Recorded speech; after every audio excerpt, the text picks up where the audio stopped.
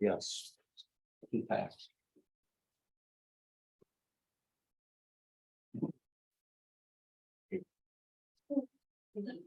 We would just share pen every meeting. It's a fine one, because I didn't. Every month you get My them. hand. Yes, Every month you get a new pen. trying to get on the good side. And the pen.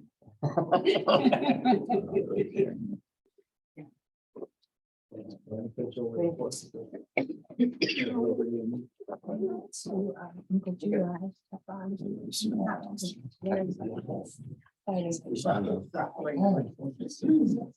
yeah, the trash is insane.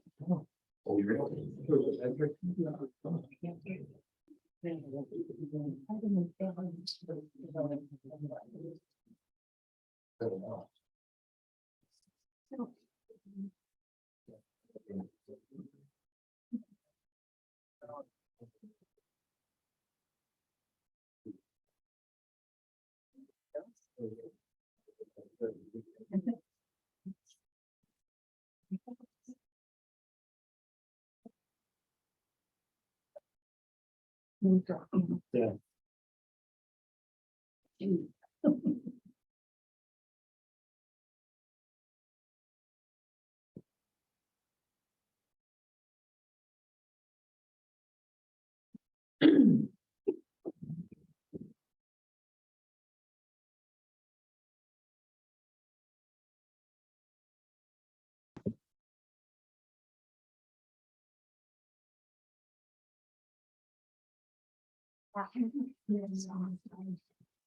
Is everybody signed in on the sheet?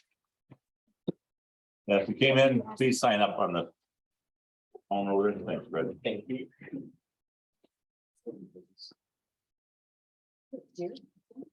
Over there.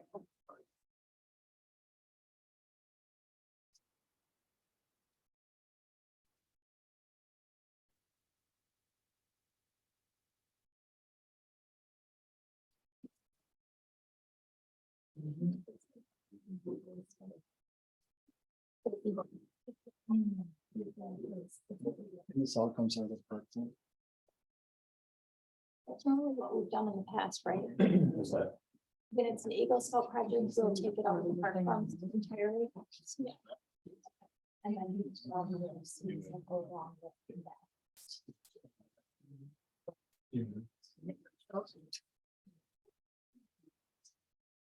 You know what you want?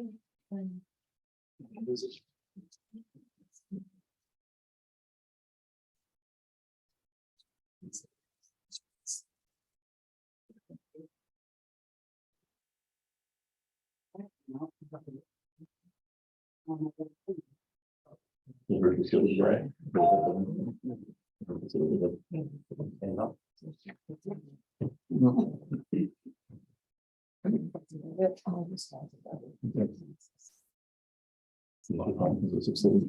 I got 6:30.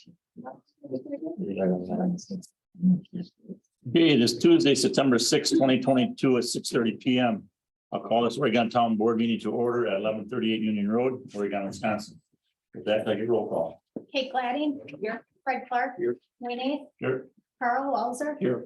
Harlan Kai. Here. Thank you. Item 3, approval of the minutes from last month. Move to approve. Got a motion from Carl to approve. Is there a second? I'll second it. Second from Kate. Any further discussion? Hearing none, all in favor, I'm going to say an aye. Aye. I oppose, same sign, motion carries. Item 4, finance report and payment voucher approval. Take you all that time to look at it. I'll make a motion to approve the financial report and payment vouchers. Got a motion from Fred to approve. Is there a second? I'll second it. Second from Kate. Any further discussion? Hearing none, all in favor, I'm going to say an aye. Aye. Opposed, same sign, motion carries. Item 5, appearance by Dade County Sheriff Deputy Barton. Are you in the audience? I don't see him. Nobody else from Dade County? Nope. Okay, public comment. Anybody want to speak about anything tonight to the town board? Please state your name and your address. I'm Elizabeth Lowry. I live on Wilderness Way. I've been in the township for 33 years. In regards to the recycling center, from the limited information I've been able to find in minutes, and from the fact that you only have one possible provider represented tonight, it seems that your decision has already been made. And I would just like to suggest that going forward in your discussions, you at least consider an opt-out possibility for residents who aren't interested in curbside pickup. Thank you. Okay, I will remark on that. We don't usually remark on public comments, but I don't know what minutes you read, but we've had more than one person here. We had 3 or 2. Two and the third one's coming. And So one next month. it is in the process and there's a lot more work to be done, but we have talked more than one. I just want you to be aware of that. Okay, it's your website is hard to find minutes, so Okay. I would like to you to consider the option of an opt-out for residents. Thank you. Anybody else? Yes, sir. Hi, I'm Ivor Grissus. I also live on Wilderness Way, and I'm also talking about the torque issue. I know torque must have taken a great hit during the height of COVID when everyone from miles around was dumping their garbage there. But it'd be nice just to have it be running figure out what it takes to make it run on a good economic basis going forward.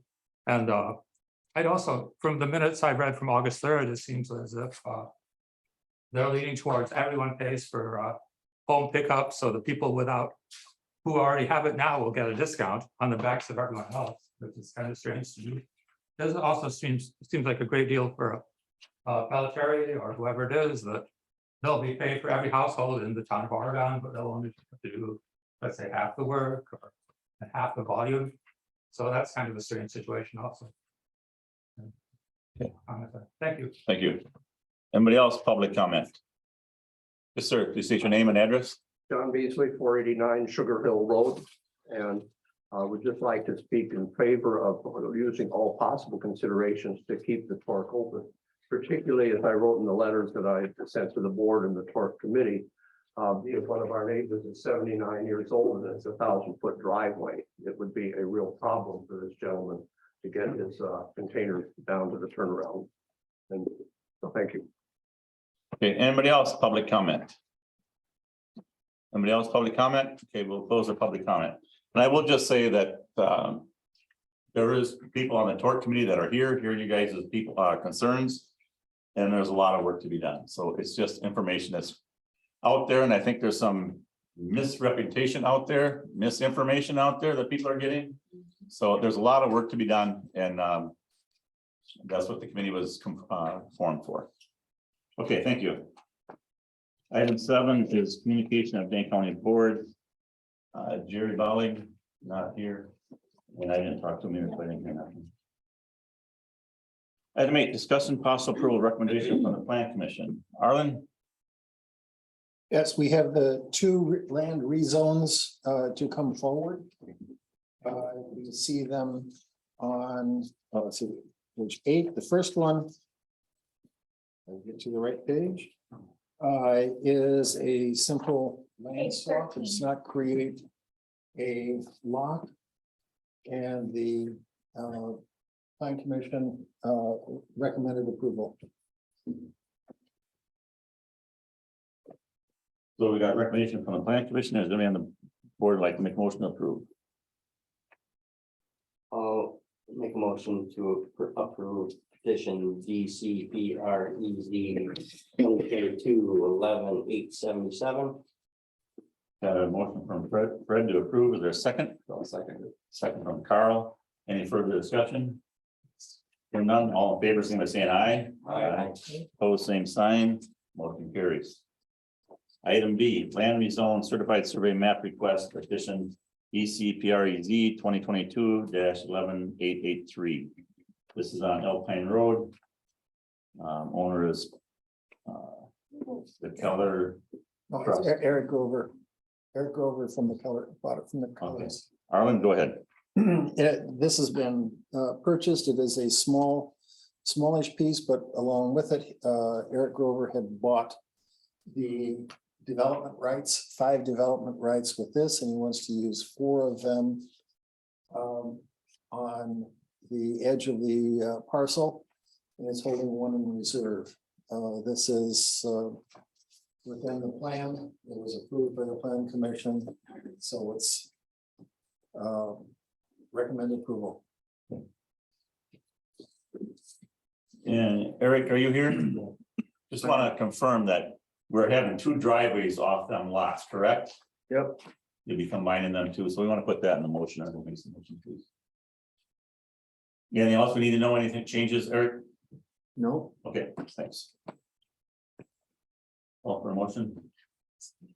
I move that we approve with the condition that only 2 driveways be allotted for the 4 lots. Got a motion from Arlen. Is there a second? Second it. Second from Kate. Any further discussion? Hearing none, all in favor, signify by saying aye. Aye. Opposed, same sign. Motion carries. Can I just clarify, Yes. did you talk about, they usually have a joint driveway agreement? Is that part of that? Yes, it motion? is. Okay. If there's a joint driveway, it requires a joint driveway agreement. It required, Eric, you're aware of that, correct? You've been in this for long enough. Joint driveway agreement that be presented. Yep. Thank you. And he's aware of the fees, correct? Pardon? The fees, he's aware of the fees, the impact fees. Would you explain the impact? There's a $2,000 impact fee per lot. When you come in to get a CSM. That's for each lot. They'll have to be paid before it goes to the county, correct? Yeah, when you bring it in to get my signature, then that's when you bring in the check. So if there's 4 lots, it would be, 8,000. Okay, item 9, appearance by Cami Manthe and Paul Hasting regarding the Town of Oregon Recycling Center. Would you like to speak? Yes, and I have a handout for all of you and whoever's here that's interesting.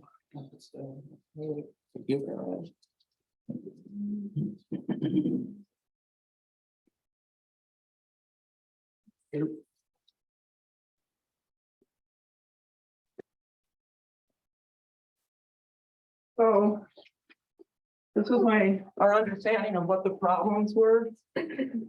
But due to shortfalls in revenue, about $20,000. The Oregon Town Board is considering replacing garbage collection and recycling at the Town of Oregon Recycling Center with curbside pickup by Pelletieri. Torque would remain open for brush, metal, and drop off 2 times a month. So these are proposed cost saving methods to implement. Work employees have noted that they don't could efficiently be run with 2 workers. So eliminating this 3rd salary on Saturdays would save $135 a week, or about $7,000 a year. And reducing the hours of operation on Saturdays from 8 to 3 would represent additional salary savings of about $3,000. So the total cost savings above would amount to $10,000. And that would bring the total operating cost of Torque down from about 90 to 80. And ways to increase revenue would be, well, all Torque users that signed the petition, first of all, understood that additional charges would be necessary to meet Torque's budgetary needs. In fact, there's a section of the municipal code, which I quote in this document, that states that it's an obligation of the Town of Oregon, quote, provide a system to charge residents for such usage which will at least equal the operational cost of Torque, unquote. And note that up until this year, the fees had remained the same since 2012. That's 10 years. And that's contributed to the budgetary shortfall. So these are suggestions that I worked through. Paul and I kind of worked on various variations, and there could be variations. But this is one we felt was fair. To establish a yearly permit of $25 for town residents who use Torque. And that would generate a minimum of $10,000 of revenue.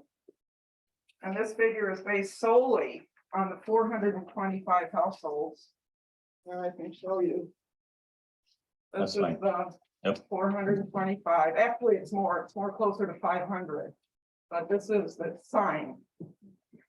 So that was within a 3-week period in July and August this year, 2022. But we think that revenue would certainly be greater, given that all torque users are not being accounted for. To explain, given that there are 1,254 properties in the township and only 447 currently have curbside service, by default, this suggests that roughly 800 households, or 2/3 of the township, currently use torque. And this, along with the curbside, well, excuse me. This, along with the fact that curbside customers also use torque, in fact, there are many that signed the petition, suggests that revenue from permit sales would more likely to be in the $20,000 range. Raise the punch card fee from 60 to 70. That's an increase of 50 cents per punch. And we noted on the page 11 of the June 30th Recycling and Solid Waste Committee packet that an average of 3,000, I'm rounding numbers up and down, 3,000 per month was collected from January through October. And we recognize that the distorted totals for November and December we didn't include those in our calculation. The 3,000 represents the sale of 78 cards per month at the then $40 price. The sale of 78 cards at our proposed $70 price would generate about $65,000 a year. Note that in the June 30th Recycling and Solid Waste Committee packet, that's just a redundancy on my thing. Sorry about that. So adopting the two fee structures we proposed, the revenue generated just by the 25 petition signers would generate the amount of $76,000. With the additional 18,000 recycling grant, the total revenue would come to about 94,000. And this is more than the operating budget of Torque in 2021, which was reported at $90,382.87. And again, given that there are far more than 425 Torque patrons or users, we expect the revenue to be well over $100,000. If the cost remedying suggestions outlined above were also adopted, the operating cost would be reduced by $10,000. Thus, the operating budget would be around $80,000 and would result in a budgetary surplus of $14,000.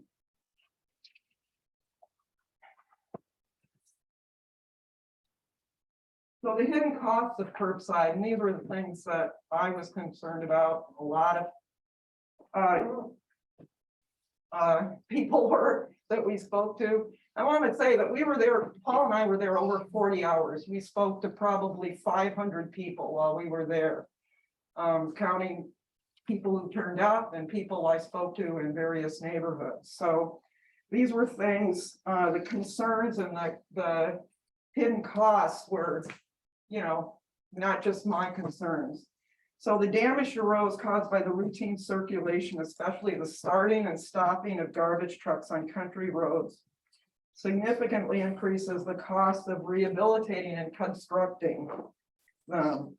And the Minnesota Department of Transportation published a lengthy report which documents the impact of heavy vehicles have on roads that were not anticipated at the time the pavement structure was designed, but which cause additional damage and thus create the need for rehabilitation or construction much sooner than expected. I have that link there. You can go. The report also includes a survey of localities that cite road damage attributable to the starting and stopping of garbage trucks and the additional subsequent costs to their roadside maintenance budgets. Note that even the trucking industry states, quote, the pavements will be damaged when they are under-designed for the amount of truck traffic that is actually using them and impose heavier axle loads than anticipated. And then another, with a for-profit Corporation increases of fees that are unknown and non-negotiable are inevitable. So concerns, and again, this reflects what Paul and I learned when we were speaking to people. Unfair costs. Currently, town residents only pay for the amount of garbage they produce. Consider that for all residents who throw less than one garbage bag a week away, curbside would be more expensive. As one example, with the fees that we are proposing, households will use Torque for their garbage disposal twice a month. That's just about everybody in our neighborhood does, and some use it once a month. They would pay for twice a month, it would be $109 per year, and the proposed $14 to $17 in monthly costs for curbside would amount from anywhere to $168 to $204. That's $60 to $100 more a year of additional costs to these households.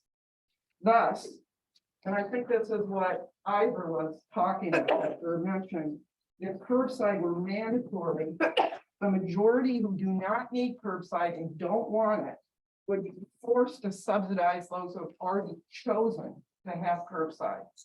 I think that's, personally, I think it's unethical. Traffic hazards. According to the Solid Waste Association of North America, there's been an unprecedented uptick in fatalities associated specifically with garbage trucks. Losing the opportunity to locally and conveniently repurpose items. And that's something I'll mention. I never, while I was out there, I know people that dumpster dived. Everybody remembers Paul, right? But I was really impressed with the amount of exchanges that were going on between people fixing things and so on. So anyone concerned about the environment, ecology, that's a valuable place for that reason alone.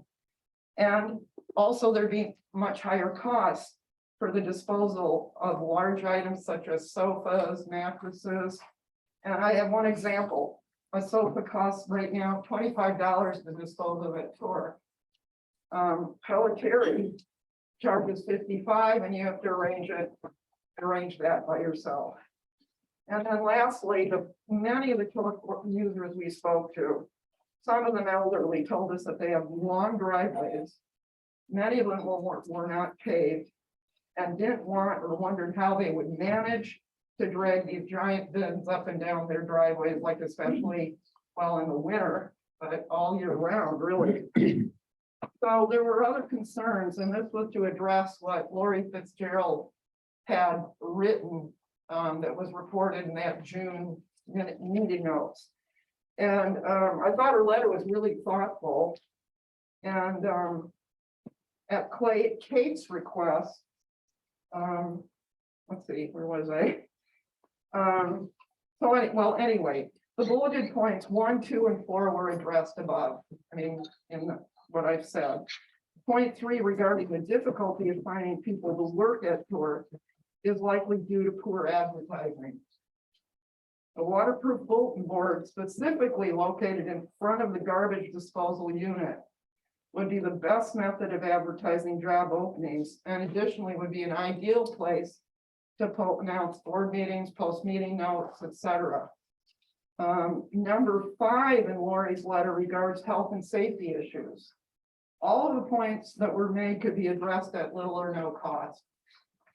As to plumbing, most Torque employees and all the Torque users that we discussed this with felt that was unnecessary. And my understanding, I read in the notes for the Torque committee and the 31st that stated, quote, the water table is so high, no septic system could be put in anyway.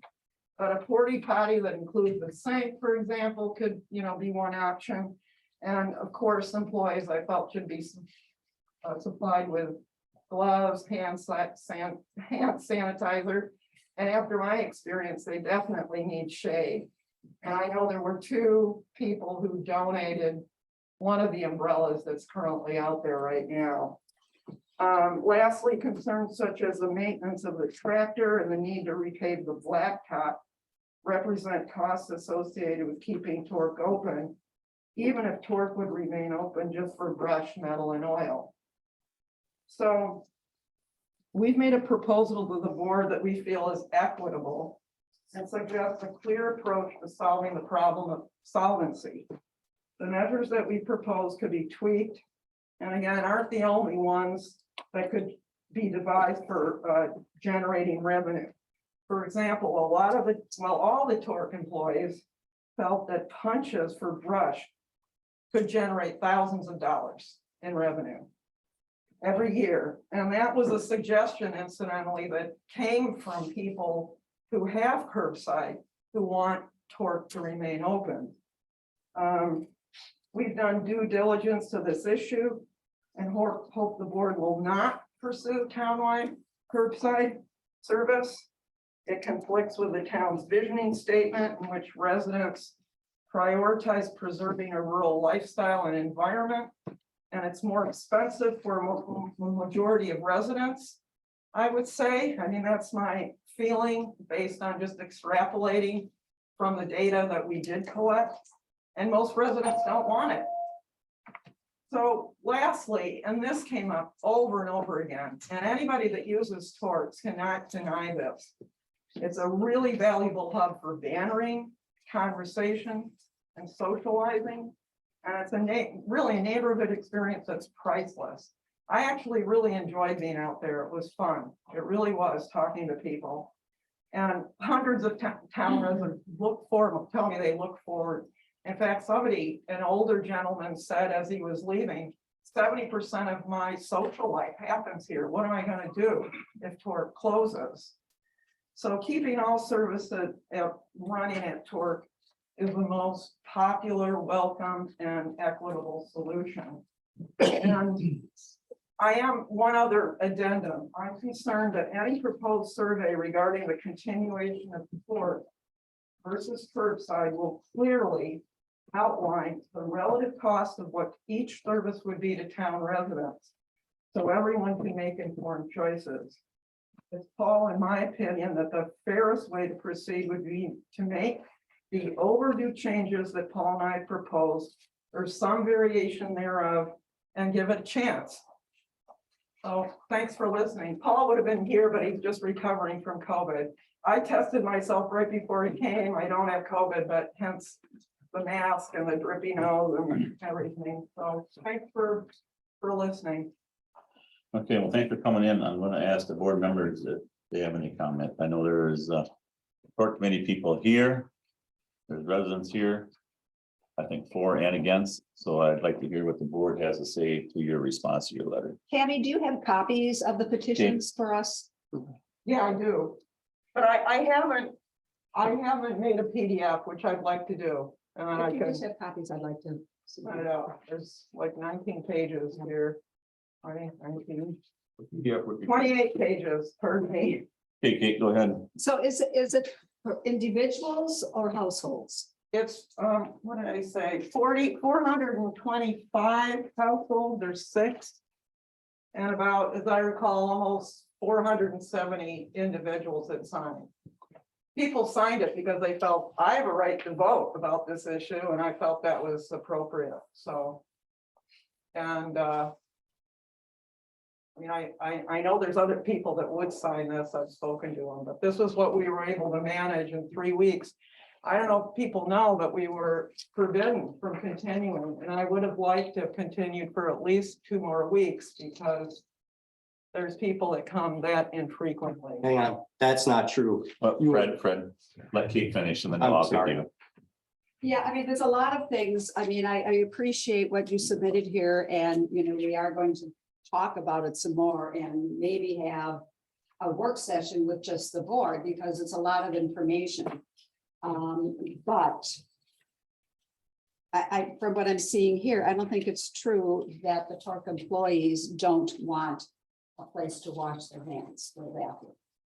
I don't think that's true. And there were people that were not treated nicely, that were treated very aggressively. And that's the reason that it was told for you to go outside. And I thought you were okay with that. I mean, you weren't there with everyone, but I know of people that experienced things that were not very good that left that didn't even feel safe coming back because it was so aggressive. Now, I'm not saying it was you, but you're making it sound like there was all this wonderful stuff. It Well, wasn't. There was people that left crying. Can I say something? No. Not yet. All I can say is I have 426 people here who would tell you that Paul and I sat in the lawn chair in Okay, front of the I'm dumpster. gonna stop you there because we heard what you had to say. Kate, you got any more to say? You already repeated, you said that once and I want to hear it again. Kate, you got any more for You know, her? I know of people that signed it and said they felt pressured and they didn't like the way it was and that they didn't have all the right information. That's why I'd like to see the names and maybe check with all of them to make sure they all really, if they understood all the facts. And maybe you could help us with that at some point. I'm done. Fred? There was an email that Jennifer had sent to you and said that you understood that you couldn't be inside and that you could be outside getting your signatures, because while you were there getting your signatures, the line for people to use the facility was quite long. So, That's not true. so I have an email that you sent that you said you understood that you couldn't be inside the facility anymore, but you were allowed to be outside. I have it documented in my phone in an email. Can I respond? Wait till Fred's done. So, and everybody says that they're willing to pay more for the work. We raised the price of stamped cards $20 last year, and we sold $15,000 worth of punch cards in 2 months. So that tells me not everybody is willing to pay more to keep the facility open. Because we knew that there was a problem. We tried to combat the problem to spread it out, and all of a sudden, everybody wants to buy punch cards because we know that there's a shortfall. And the taxpayers that have curbside have been subsidizing the torque for years of the shortfalls. So to use that comment that these people are subsidizing for this and this and that, it goes back and forth. Everybody's been subsidizing the torque for years. That's all I have. When everybody is done, I'll let you rebuttal. Arlen? Well, we need to have, in light of the very high interest in the future of the torque and high emotions that are running through the town, I think it's time to step back and set a rational approach that is based on proven needs, proven costs, proven desires of the residents. So I think we have some work for the torque committee. I think we should give them the support they need to get the data so that all the citizens can be brought along as to be finding ways that, well, whatever it ends up with, as you find a recommendation, that it is a rational thing that everybody has a shot at contributing to and most agree to. Back to the torque committee, I think, needs to be coming back with based on solid facts. And Cammie, I thank you for getting a lot of facts here, and they need to be verified. And there's a lot of other questions out there too. Thank you. Carl? I just want to say, thank you for the work that you put into this. You obviously care about the torque and the operations that. What the message has been from the committee and from the board since even before the committee met was there's no decision that's been made yet on anything. Not a direction, not a vendor, not a method, nothing. There's no decision that's been made. So the committee got off to a really tough start because of the first meeting was just disrupted by people in the audience, essentially. And has only had maybe 2, maybe 3 meetings since that first one. And almost all the committee members are either online or in the audience here. They've barely scratched the surface on some of the research that has to be done about this situation. And as you found out, it's very complex. There are a lot of moving pieces here. So what I would like to see is similar to what Arlen is saying is the committee needs to be able to do its thing and to sort out You know, you can't get to exact numbers of who's using the torque and who isn't and who's never heard of the torque, because but somewhere you can get a good estimate of that. And then dive into costs and then dive into solutions that work, that are fair for the town as a whole. And I don't know what that is. Sitting here right now, I don't know what that answer is. But that's what the committee was formed for, and that's what I'm hoping that we can get back to and have them look into it. Consult with you, consult with other people who are on the whole spectrum of loving the torque to using it sometimes, to using it never, to having no clue that it exists. But thank you for presenting tonight. Okay, you want to rebuttal? I have some comments, but wait till you're done. Well, I have a problem kind of with I felt there was sort of an insinuation here that Paul and I were fomenting violence and in the way of people at Torque. That's patently untrue. And I think almost everybody that signed that petition would tell you that Paul and I, in fact, were pretty much sitting in front of a lawn chair in front of the dumpster. And this is kind of hypocritical to suggest that we were in the way of traffic, but then offered to let us stand outside the gate, where obviously we'd be a greater hindrance to traffic. So that didn't make sense. There were things about the June meeting notes that distressed me, the lawyer's notes, I have to say. And there were things in the last court meeting notes that really disturbed me because they were based on assumptions, Okay, such as most residents have curbside. okay, I think we know that's not true. okay. We could argue about numbers, but I think what Arlen suggested, people have to work with facts, and that was what motivated me to do this, because. And that's where it's going. The committee is gonna get them Okay. facts. All right, There hasn't been enough time and not enough questions answered. We brought in Pelletier, we brought in Waste Management. We had to start somewhere and get some figures to see where we're even at. sure. That didn't mean we're going with them, but we had to get started somewhere, and that's what Fred did. Fred did the right thing. But I'm just gonna comment on a few things that you did say. You said about charging for brush and lawn clippings that come into the torque. So we charge, I don't know what your figure is gonna be. You don't think we're gonna see more of that alongside the road? Because we get it now. We pick up brush, we pick up lawn clippings and brush alongside the road now. For people that don't want to pay for it, don't want to haul it.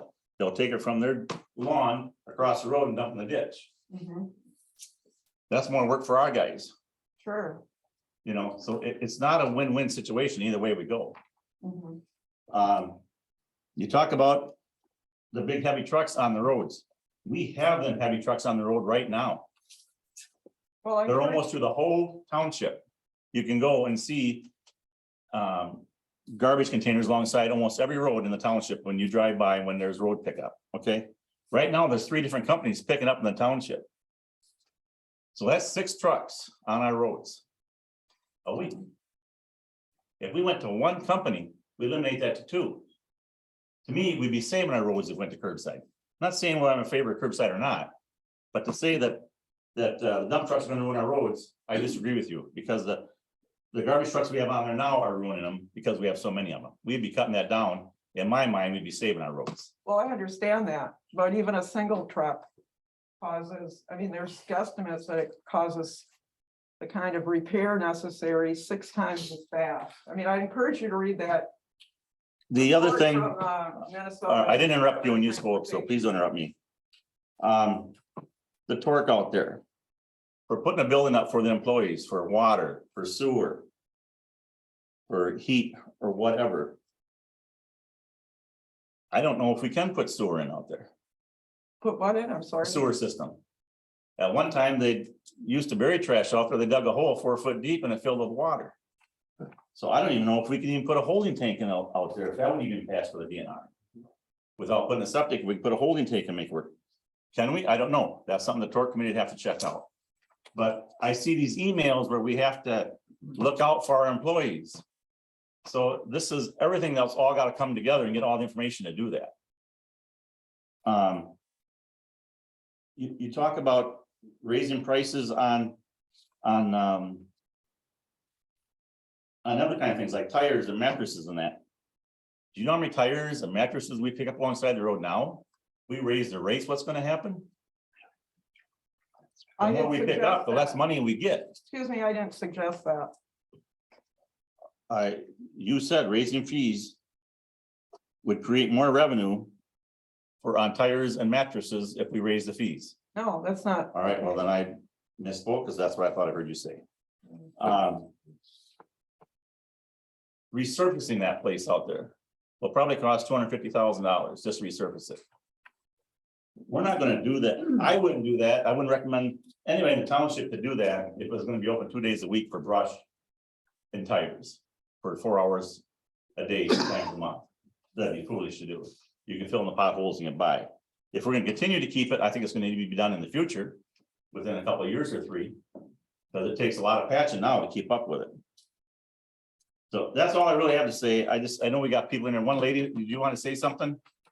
I just wanted to make a comment about the aggressiveness on signing the petition. I used it down and I did not sign the petition because I felt there was a lot of false information or omitted information. And your husband was very aggressive with me when I wouldn't sign it. No, I think Ma'am. you're mistaking him for me. Okay. No, no, It's no. not gonna get an argument meeting. We're gonna stop this where it's at. So I just I wanted just- to state that fact that I felt there was some intimidation on. I appreciate that, ma'am. And could you give me your name and address, please? Sure, Lynn Johansson, 792 Whispering Oaks Road. Thank you very much. You're welcome. With people here, I would like to ask one question, and if you could show of hands, you can do it. If you don't. If they were to come up and say, we want to put on a referendum, how would be in favor of putting it on a referendum if we were to do this? How many people in the audience would like to see it on a referendum? So we have a majority of the crowd that would say referendum. So that's something that the core committee can think about. And the But board. you- It can't happen right away. Would you distinguish between binding and non-binding referendum before you ask for a show of hands and No, explain what the That's difference the is? committee's job. Okay. You else got any more questions? Jennifer, you got anything to say? It can't be binding, that question. It can't be binding. It's not legal to be Okay. binding as a referendum question. Okay, You can't make it. okay. So I thank everybody for coming in. I appreciate the comments. And we're gonna move on. Right now, we have item 10, which is presentation by Pelletier regarding curbside collection. Is anybody here from Pelletier? Yes. Yes, sir. If you'd like to come up here and Well, I appreciate everybody's passion about waste and recycling. It's fun to hear.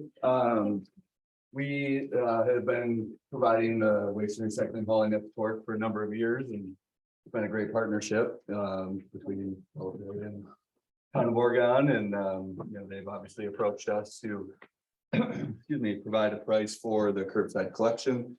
So that's what we put together our program as we do for municipalities when they go out for bid. No different than that. We put together a formal response and submitted that to the town for their review. They have that, so I'll leave that to the board to determine what information or questions you'd like me to answer tonight. Kind of wanted to be here to be a resource. Obviously, there's passion about this topic, and there's pros and cons to curbside. There's pros and cons to having a drop-off site or a combination of both. I mean, you obviously have a lot of questions and answers to figure out. And we're a local family-owned and operated company, service over 60,000 homes curbside and around primarily the Dane County area. Village of Oregon, obviously being the closest to all you folks here.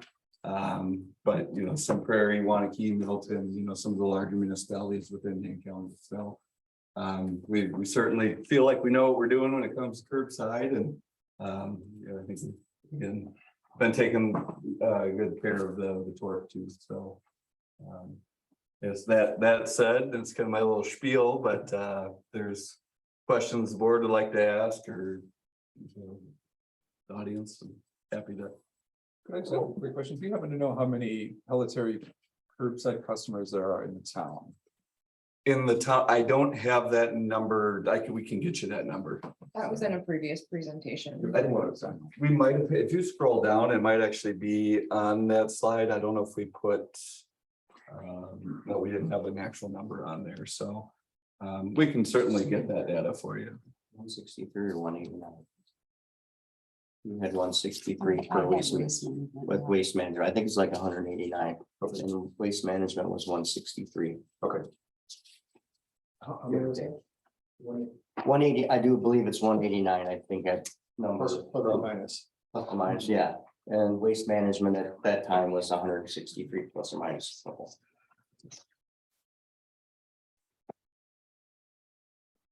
Anybody else got anything to ask? Yeah, I do. Pete? Do you have any complaints? And we have a lot of concerns about long driveways. Now, I know that there's like 22 towns Mhm. in Dane County that already have curbside and they've had it for 10, 20 years. Did you have a lot of people that were really concerned and said, no, I don't want it because of my long driveway? And has it all worked out? Are they still complaining? You know, I ride my bike a lot and I rode to New Glarus. And I was riding on Houston Valley and Pioneer, which is long driveways, long gravel driveways where you couldn't even see the house. And they had their tubs to be picked up there by Pelletary. Mhm. And I called their town clerk and said, when did you put it in? You know, and did people complain about it? And they said, we've had it for so long. I can't even remember. Everybody's really happy with the service from Pelletary. So I'm wondering, has there been a lot of pushback like what we're hearing here? How will people do it? The person that I talked to from New Glarus Town Hall said he had also worked in the town of Verona and they had offered these things that they could put on the back of their cars when people were concerned. And he said so few people even took advantage of it. They're just doing okay. So I'm wondering if you have comments about that. Yeah, I mean, in your more rural kind of outlying areas, townships, that does become a concern, people's longer driveways. I know the town of New Glarus just started with us last year, like you mentioned. Excuse me, if they've been complaining, most of those complaints would probably be going directly to their town, and so I don't work personally directly with the town. We have a municipal rep. We have 5 meetings going on tonight, so we kind of all divided to conquer here, so. Normally, you know, yes, they make those types of things you can affix to the back of your car and a trailer. Some of them will just even hook right to like your trunk, if you have a car. Some towns, people just leave their carts down towards the end of their driveway. And then it would be just like you're going to your drop off site, you have your stuff in the back of your truck or car and get down to the bottom of your driveway and you throw it in the cart. That's really up to the town to dictate, you know, where you can leave your carts and that sort of thing, but people will do that. And so, yes and no, it's kind of one of those things that change can be tough. We get that. More and more municipalities go to curbside, especially if there's a choice between automated collection or manual collection. You know, automated obviously being far safer for the operators, which I think, you know, to her point before, you know, it is dangerous to be in our industry, but you know, we see higher levels of safety with the driver staying inside of the trucks. They're only getting out of the truck for residents paid for extra bags. But as far as the carts are concerned, usually that's one of those things that it goes away pretty quick. You know, people I think realize that it is nice that, you know, you can just store your stuff in there and it's there and you saved yourself some time on a Saturday and, you know.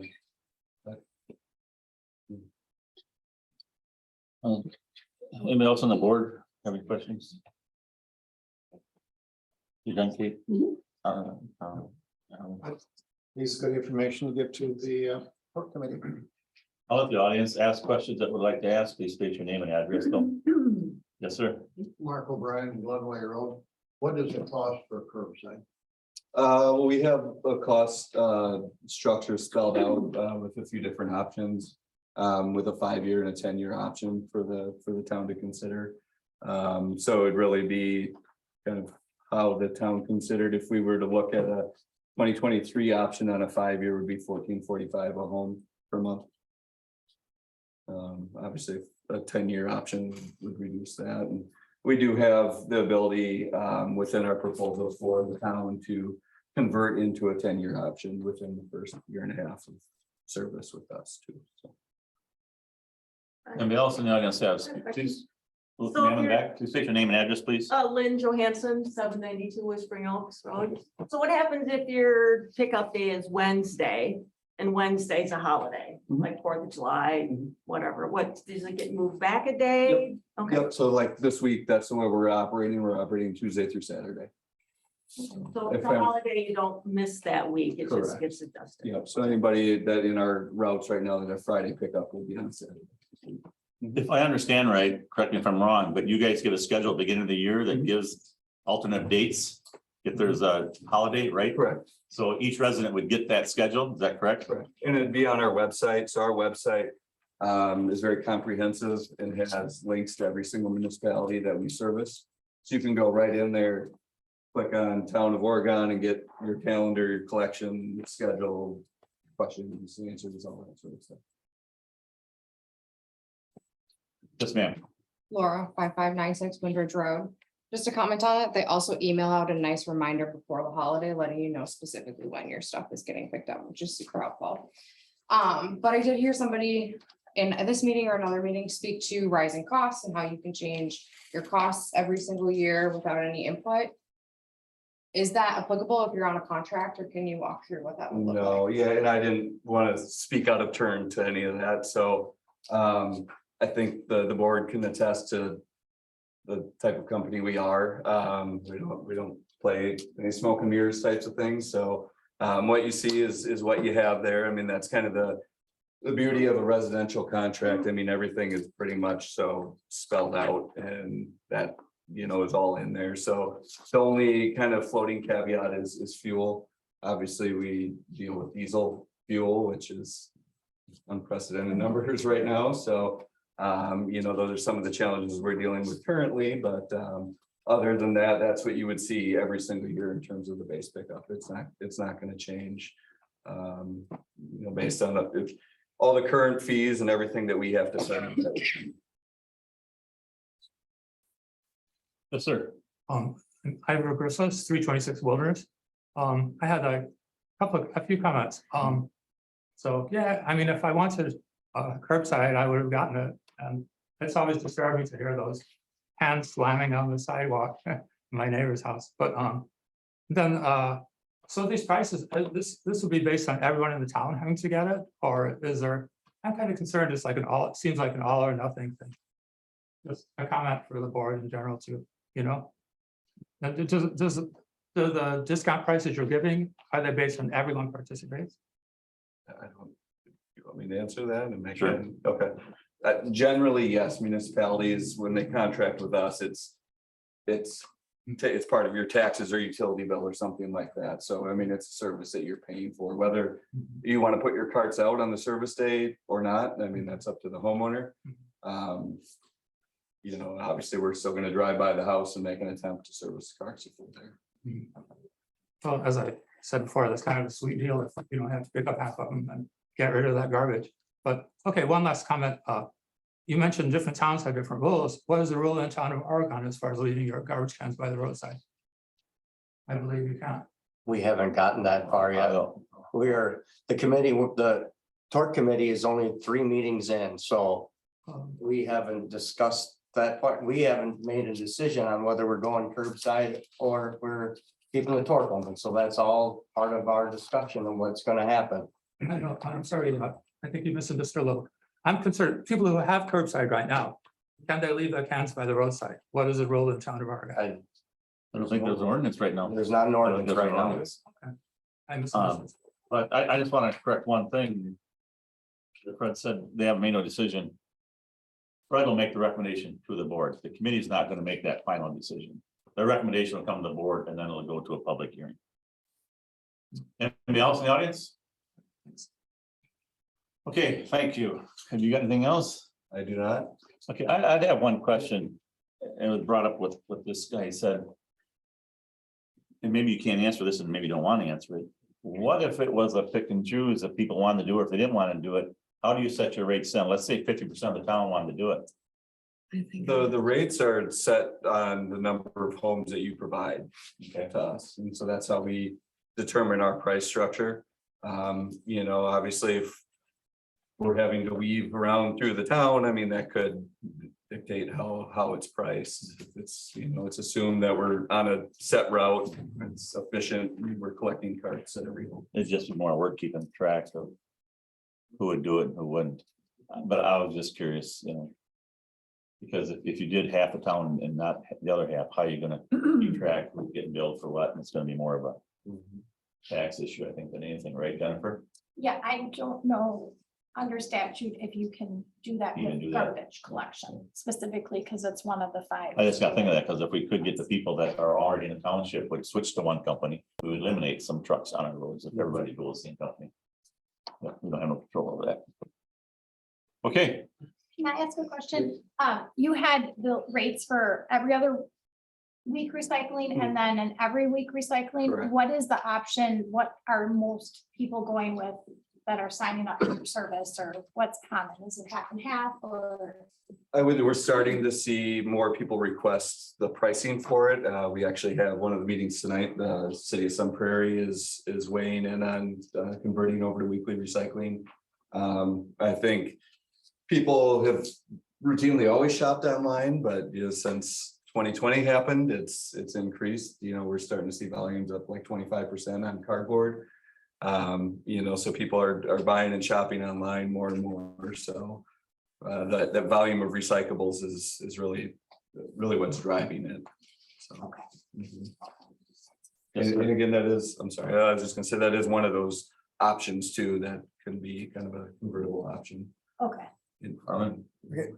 So the price that you have for the recycling is for every other week?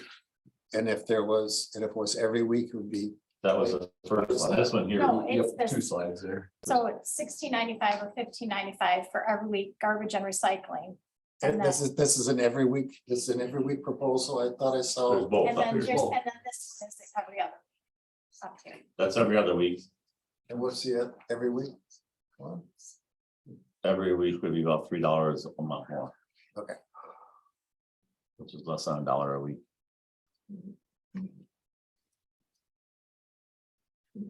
That was Okay. Anything else? Anybody? Wayne, may I ask a question? Yes, sir. Please state your name and address, sir. Martin Pulver, 5775 Belbrook Road. Now, this is not a tax, correct? This is a service fee that will be applied to our tax bill. That's what I understand. Is that correct, Jennifer? You So know if I that. opt out and no longer and don't want this service. I can't be made to collect it, or you can't collect it from me. If I don't use their service, this is not a tax, it's a service fee. You can't charge me for something I don't use. I don't know that. That's. It goes on to it would be a special charge. It would go onto your tax bill and it would be collected the same way property taxes are collected. Correct, but it's not a tax. It is though, because it's on your property tax bill as a special charge. It's not listed as a tax.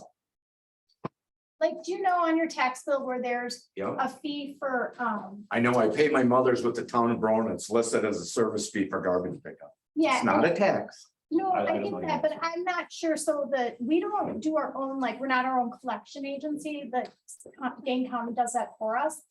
So, like, for example, there's an $8 charge for like a septic fee. Public Health puts that on there. And they will go after you to collect that fee. So I'm not really quite sure how that differs from the special charge. for That's garbage. mandatory with the Department of Health Services. Yeah, so I'm not sure. I don't know the difference, so to answer your question, I don't know, but that's where it would appear, like in that same area on your tax bill. Good question. I don't know. I can't answer that. All right, thank you. Yes, thank you guys. Thanks, Chris. Okay, item 11, appearance by Tom Richard. Fibercom Solutions, LLC Fiber. Is he here? Yeah. Yes, sir. You got the floor. If you want to come up here in front and speak. It's getting pretty heated in here. Your internet though, you get the better end of the deal. I'd rather start at the beginning. So, I'm Tom Rickard, I live on Wind Ridge Road, I live 6'2". Oh, so you live in the town, Oregon? Yeah, Okay. for about 6 years now. Sure. And I'm an independent contractor and I work for multiple telephone companies throughout the state. what I do is I do fiber splicing, fiber loom projects, test it, release it, and I also have companies with doing installations on fiber to the home projects. So I've been around it for quite some time. And I've been waiting and waiting for it to come to the town. And I noticed TDS came through the village. Yep. And I happen to know the regional manager there, so I reached out to him and I asked him if he was possibly gonna tackle this area. And his reply was that it doesn't fit their forum or formula. So with working with multiple telephone companies, I pitched the idea about possibly partnering up with some of them, or actually one in particular, Mount Orb Telephone. They would offer to be ISP, which is an internet service provider, and help me through the journey of bringing fiber to the home. So I just kind of wanted to bring it to your guys' attention and see what your thoughts were on that. It's a good idea, bad idea. Arlen, you got some questions to speak? Yeah, yes, we've had this very good idea. Having the internet service here, we've got two, let's see, two companies. Charter and light wires. all Yeah, they there really you have. go. What try in, it was TDS. Well, TDS, but they're not in our township. But either way, they're in the ditches. Well, TDS is in all in town of Oregon. No, TDS is not in the whole town of Oregon. Well, whatever is here, Is we've Charter. had, had Charter, but there's a second company. But what? Not underground. They came, then they go down part of Fish Hatchery. And then they came in, but that's all there, it isn't through, it doesn't go by my place, it doesn't go Okay, so it's down limited. A. It's limited to where I It was was just, driving. it was just a path to get through. But Charter has already put, Charter's been here for years. well, Charter is. where is it? People aren't getting it. Or- Right, they're not in the whole township, correct. So the Right, majority of the so township. what I'd like to do is offer, even where Charter's footprint is, offer a secondary service with faster speeds. There'll be no, what do you call it, lag period. So if there's multiple people on at night, morning, mid-afternoon, where, say, if you're getting a 200 meg service out here, when everybody is on at the same time, you're not getting truly a 200 meg. And I don't know if people know how to check that, but I can help with that so they can actually see the service that they're getting. And with having fiber to the home, you'll never have that because you have your individual fiber connection at all times. Nobody shares it. Okay, whatever it is, we've had chronically poor service. In a town, I've received quite a few complaints on that. Can't something be done about this? So if you're coming in with something, how do we? And there's been some previous attempts. Sure, so I have multiple companies that I would like to partner up with that would help me through this phase. Right now, everything is in planning stage. My first goal was to pitch the idea to the town and see if they're interested, see if the neighbors are interested.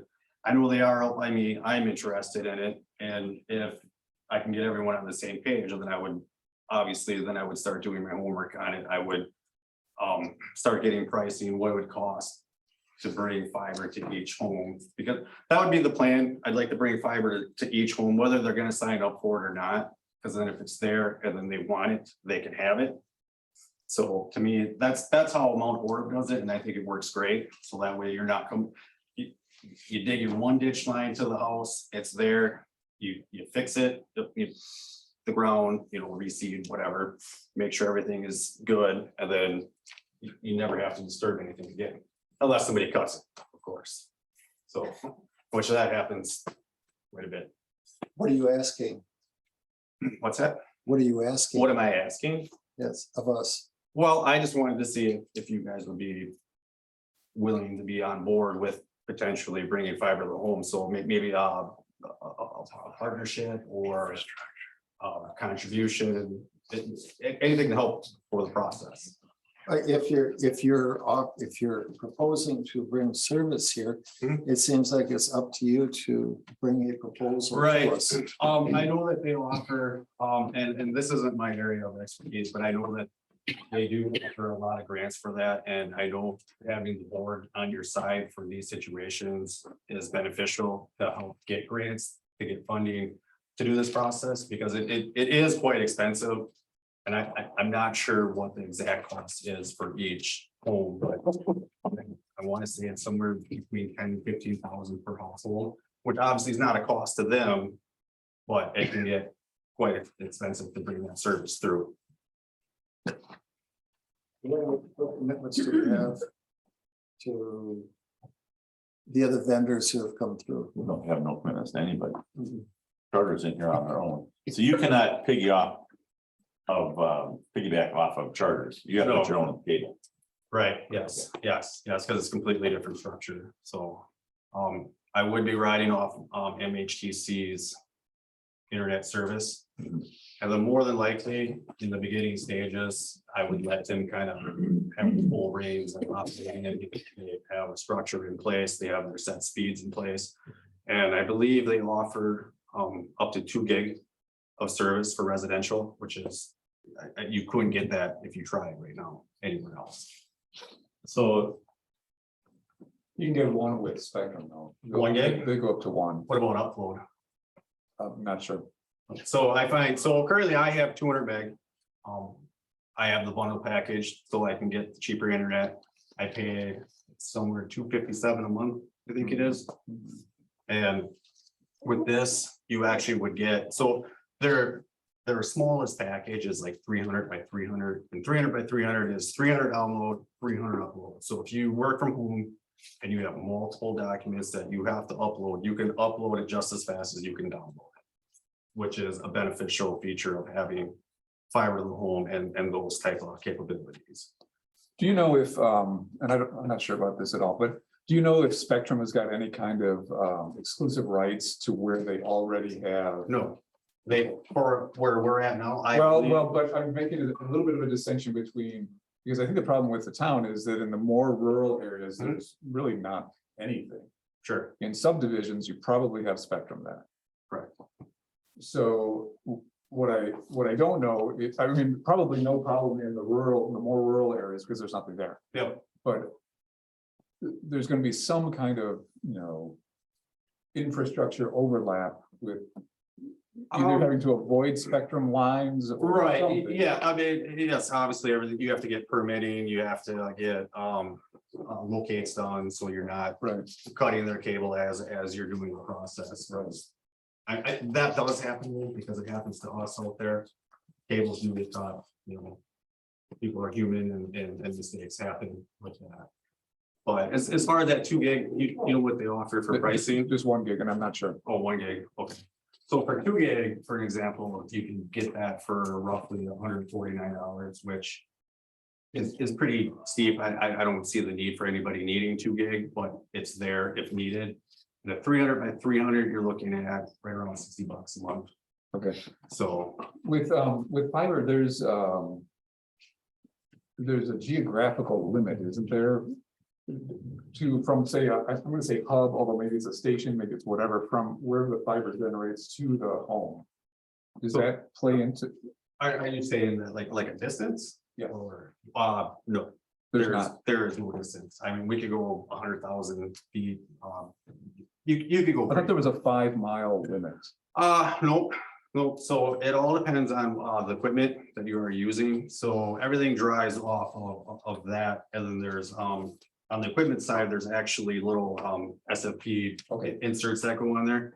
So it depends on how many of the kilometers light signal that you're putting out. Okay. In a roundabout kind of way, I'm trying to get at whether there's additional building, like an additional infrastructure building or something that has to be built in the town. Yes, that part. But we could get away with a GPON. If we use Motorola for their service, we could get away with just a GPON cabinet. So you're talking this wide or this wide. Okay. And it's not that big. So yeah, there would have to be a section that we could place something like that. Okay. That's a good point. We're a little off in the weeds, I guess. So, all right, thanks. There's a lot that has to go into it yet, but right now it's kind of just an idea that, and I have several people in place on board with it, but I just wanted to kind of bring it to your attention and see where it's. I think there is a need in the town for broadband access. Whether it's fiber or really anything. Sure.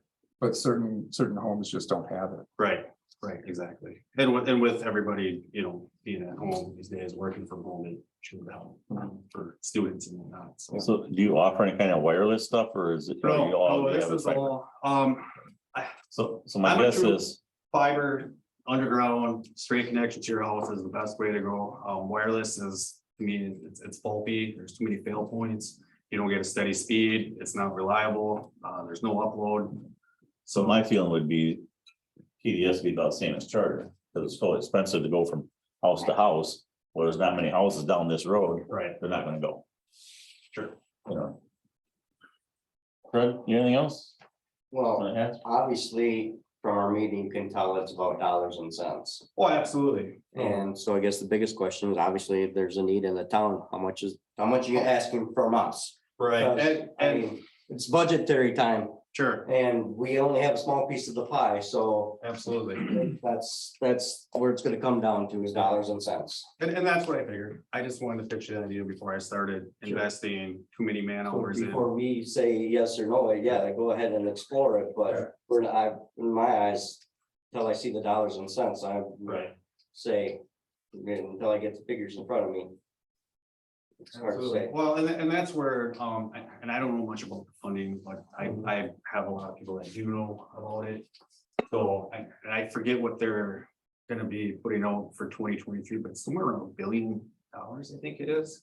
And that's a lot of money to get a piece of. So essentially, if partnering up with the township helps access those funds and small contributions between the town and myself and a few other people out there to gain access to that, it's worth a shot.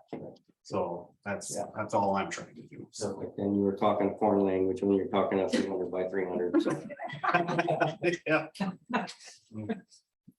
So what about, Dayton County has a broadband task. Task force, yeah. So I don't know whether you do anything with them. Maybe- I haven't, I know, I've tried reaching out to them. I haven't heard anything back. I'll start. They seem to be coming up against a brick wall with trying to get broadband Sure. in some of the rural areas. It's tough because it's a lot of cost and Right. like you said, you have a house here, house there, house there. And Right. it's hard to regain that revenue, but if you can hit, 50 or 60 houses over here, Right, and see, we don't, we don't jogging have over that for here. 10 more isn't that bad. Right, and they said they can throw money at some of these big companies, but it's not worth it for them to spend how much money it's gonna cost Sure. them to put it in.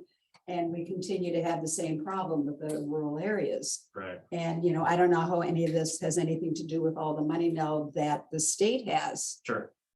if it would be Right. something that you could. Are you talking for like the ARPA funding and stuff or Well, just the that's state? something that the governor is talking, there's a lot of money that he said for broadband, and I don't know the specifics. And that's where that $1 billion is coming into play, that they're throwing out there for rural projects. Right. So, I know one of the things I have to prove is that the area is underserved. Right. And I know there's a lot of companies out there that claim that they serve the town of Oregon, but where are they? The only one I know for certain is in the area is Spectrum Charter. Right. And I think what they're trying to do is actually raise the bar on that, what's considered high-speed internet.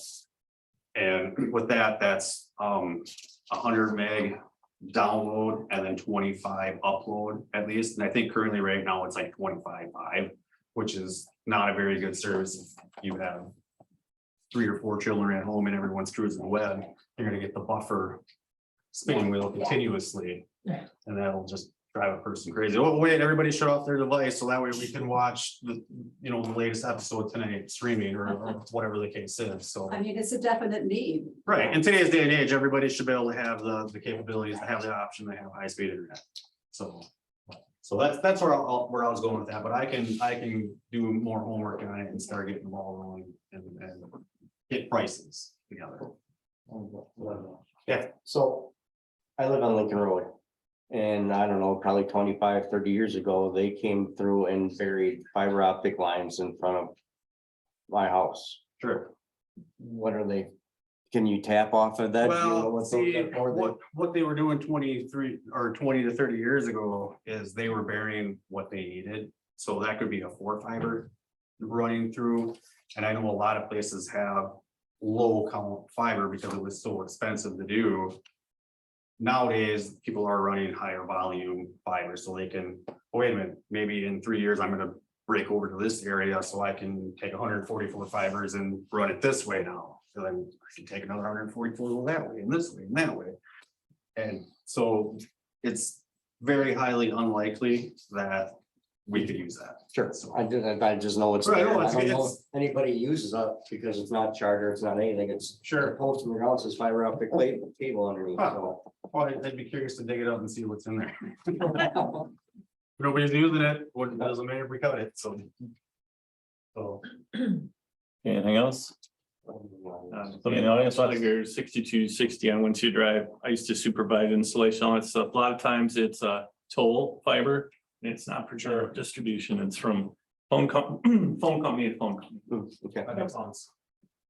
All right, thank you. thank Can I you. ask a question? So would the company be this Mount Cord, that's who people would pay their bill to? There's a lot of gray area in here yet, so, I have to work and see how we're gonna actually partner out.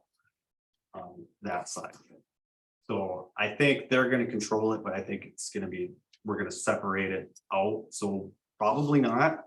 It'll probably go to a different. I don't know what we're gonna call it yet. Oh, okay, so These this are all is kind a- of beginning stages. okay, so this is a new company, because I was thinking the town of Dunn did it and they partnered with, like, I can't remember who they partnered with to do town of Dunn.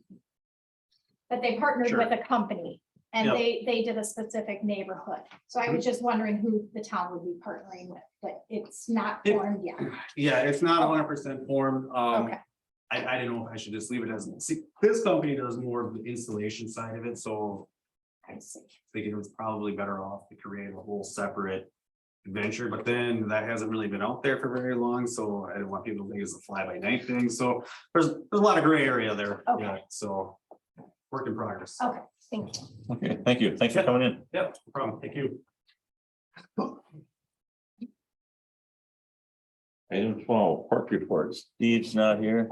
No, Did but you- Steve stopped in this afternoon. He wasn't able to make it. He was able to get a quote on the trees that he talked about at last month's meeting. That's on page 61. And he said it's 2,800 to remove all of the trees at the town park that are hazardous. And he would like approval from the board for that. I didn't like, I didn't make last park meeting. So Kate, did you have something you want to say? So that's just new what you put in for his pre-approval for that. He just dropped it off this morning. So you guys didn't discuss at your meeting? We did, but not in real detail, but it sounded like he's checked out the trees that need to be taken down.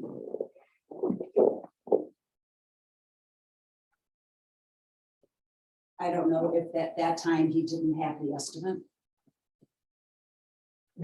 Does this include the one that was sort of split in the middle? That's already been done.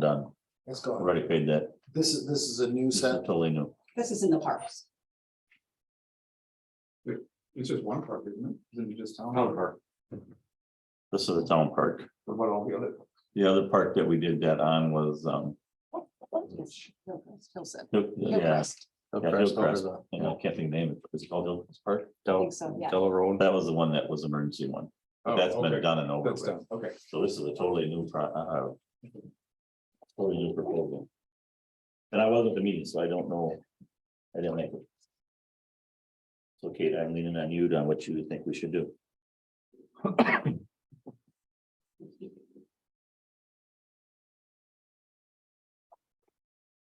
Okay, I make a motion that we pay the impact fee. Is that what we're doing for these trees? No, No? no, Right, the that's not impact fee right. is for the picnic tables. That's next. This is just, Okay, this should come out of the park fund though. Yep. yeah, okay, I make a motion that we let $2,800 come out of the park fund for tree removal in town park. Got a motion from Kate, is there a second? I'll second. Second from Fred, any further discussion? Hearing none, all in favor, I'm saying aye. Aye. Pose same sign, motion carries. Now, the next one is discussion and possible approval of using impact fees to pay for the park picnic table, which is a total of 2876. Jennifer, I think you know more about it than the rest of us do, so tell us what you know. Don't really know much, but these are impact fees that we've collected. You do have to use them within 8 years. We have $1,200 that we have that need to be used this year. Steve is requesting that you use part of the impact fees to pay for the picnic tables. So that would drain the 1,200 from the impact fees. It would not, it would take the 2,876, but it would first utilize that 1,200. And then it would, 1,476 would come out of the park fund. no, if you want it that way, otherwise he's asking the whole entire 2,800 to come out of the impact fee account. We have $19,994.80. I understand that, but he said he just wanted to come out what comes out of from last year, but he's willing to take it all out. He wants to take the whole amount. Okay. So we have, I didn't include the whole thing. I think in 2015, we had another $600, so that would need to be used in 2023. So it would buy us some time before we have to use the rest of it. So Not a problem. Could I ask you 2 questions? Sure. What happens if you don't use, well, like, we didn't use the 1,400 or 1,200? it Is would it go use back it to or the lose it? homeowner. We have to, Oh, yeah. okay, all right, interesting. And then it looks like in the statute that you included here in the packet for impact fees, it seems to meet the definition of something that's possible. Okay. I have a motion to approve. I'll make a motion to approve the impact fee amount of $2,876 for picnic tables. Yeah, motion from Fred, is there a second? I'll second it. Second from Carl, any further discussion? Hearing none, all in favor, I'm saying aye. Pose same sign, motion carries. 13, discussing possible approval of the contract with Dane County Sheriff's Department, amend the town ordinances. I don't have any information, Kate and Jennifer. What do you guys got? Anything up to date? Is this everything Well, I that's in think here? that we needed to have an ordinance made before we can say, okay, and it was going to be sent to Larry, correct? So, well, there were some questions that came out of the last meeting. Those are on page 65, if you had a chance to look at the packet, 65 and 66.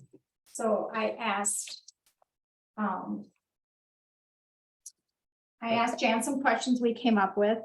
And then followed up with some of the suggestions that Larry had when he first read the contract. And so she made some amendments to that contract, and that new contract with those amendments are on page 68 through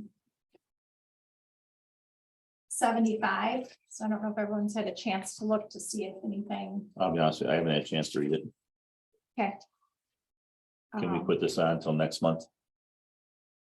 I mean, is there any corrections anybody wants, or is everybody good with it? I didn't get a chance to read it, so I mean, if everybody else has and everybody else is good with it, then I take your.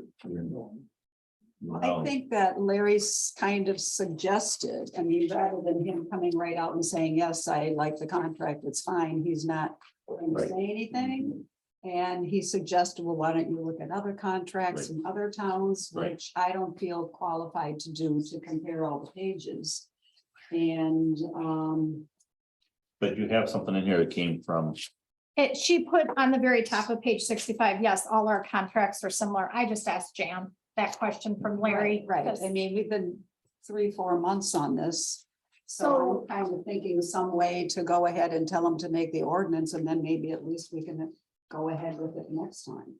So I think the ordinance, we have to specify what court we wanted to use. There was the decision between staying with the joint court and that was kind of agenda item 14, or going with the Dane County Court.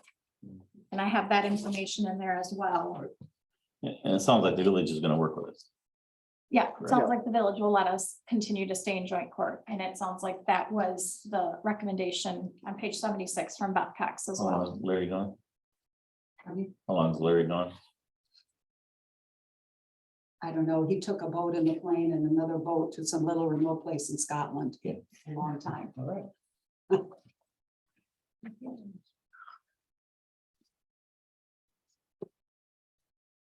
Well, Can I just go, so the, here, the agreement that we see in the packet here, is that the one that Larry kind of sort of? That's gave the an opinion updated on? one. The updated one. Yeah, he gave comments on the contract and I sent those to Jan. And she created the updated one. So Okay. Larry has not looked at the updated one. Okay, so that might be the next step then, is to have him review the document. And then do we want to, I mean, I guess there doesn't really need to be recommendation, but then he needs to draft an ordinance so that the sheriff deputy can write our ordinances and we're going to stay with the joint court is what I'm hearing. Okay, That's right. so so is that something you think he could get done in the next month? And we pass it next month? I think we need to find someone that can help him who's long. Get to know. He has a partner, I don't know what it is. we can send an email and see if anybody responds. Does he have a paralegal? as the Yeah, phone? I think so. Yes, he So I does. can, Yeah. yeah, Mhm. so I can, so is the direction to send the updated contract to Larry to have him review the updated contract? Yes. And then to start drafting the ordinance? And we're going to continue to use the joint court. And so then that would be working on getting a schedule of fees or fines for Correct. ordinance violations. Correct. Okay, So I make a motion to do all that, so we're legal way. Make a motion to send that to Larry to review. After he reviews, make an ordinance, we are going to use joint court with the Village of Oregon. That is my motion. Second. Yeah, one from Fred, second from Arlen. Any further discussion? Hearing none, all favors from saying aye. Aye. Opposed, same sign, motion carries. 14 on that deal. I think that took care of 14 also. 15, discussion of possible action on replacement of plan commission member. Yes. Arlen, that's your department. I had sent an email to all of you putting forward Andy Boomstrom's generous request that we consider the possibility of replacing him because he is going to be snowbirding in Florida from November through February. His term would have expired at June of 23.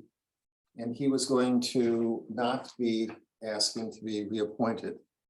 So he's on the short term and he was offering to resign early because of the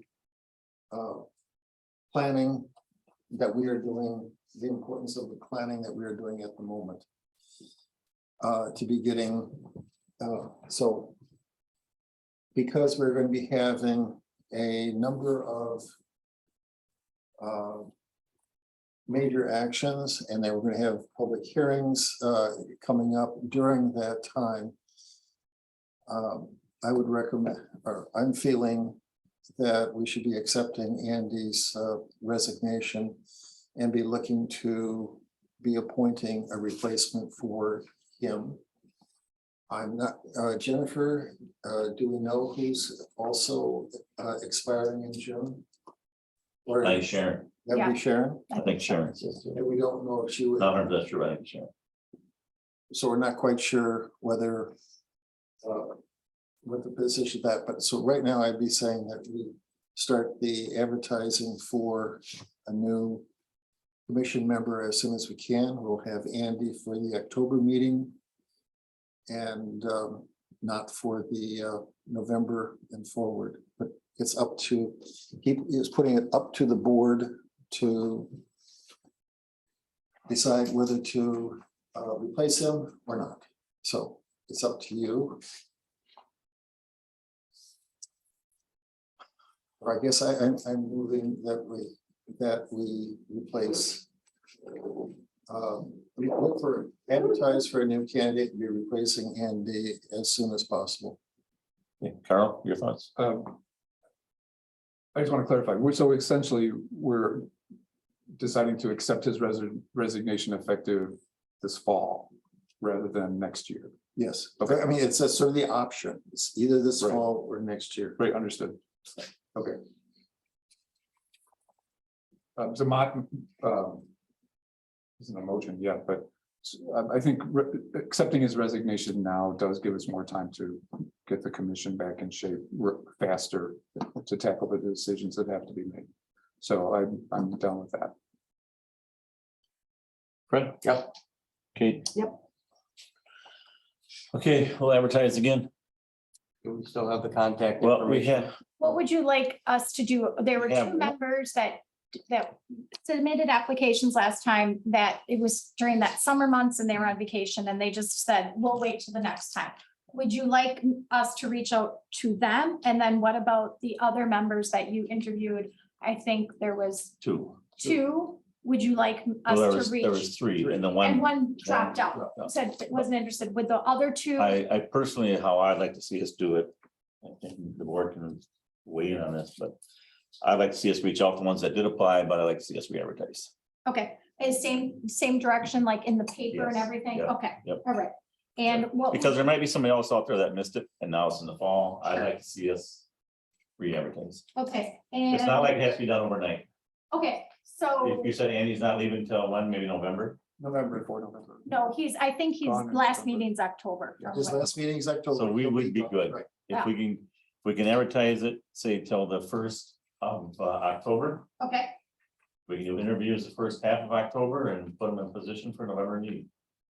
Speaking of interviews, I want to float the idea that the entire board do the interviews for this time.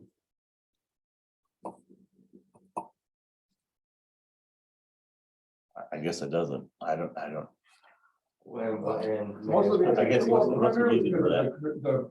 Because the plan commission is critical for where we want to go with the town, and not that there was a poor choice made before, because I don't think there was. But I think we probably, that round probably should have also been the entire board. making a decision. Is, Okay. would the other, another option be if a board member wishes to be part of the interview team, they can. If they don't have to.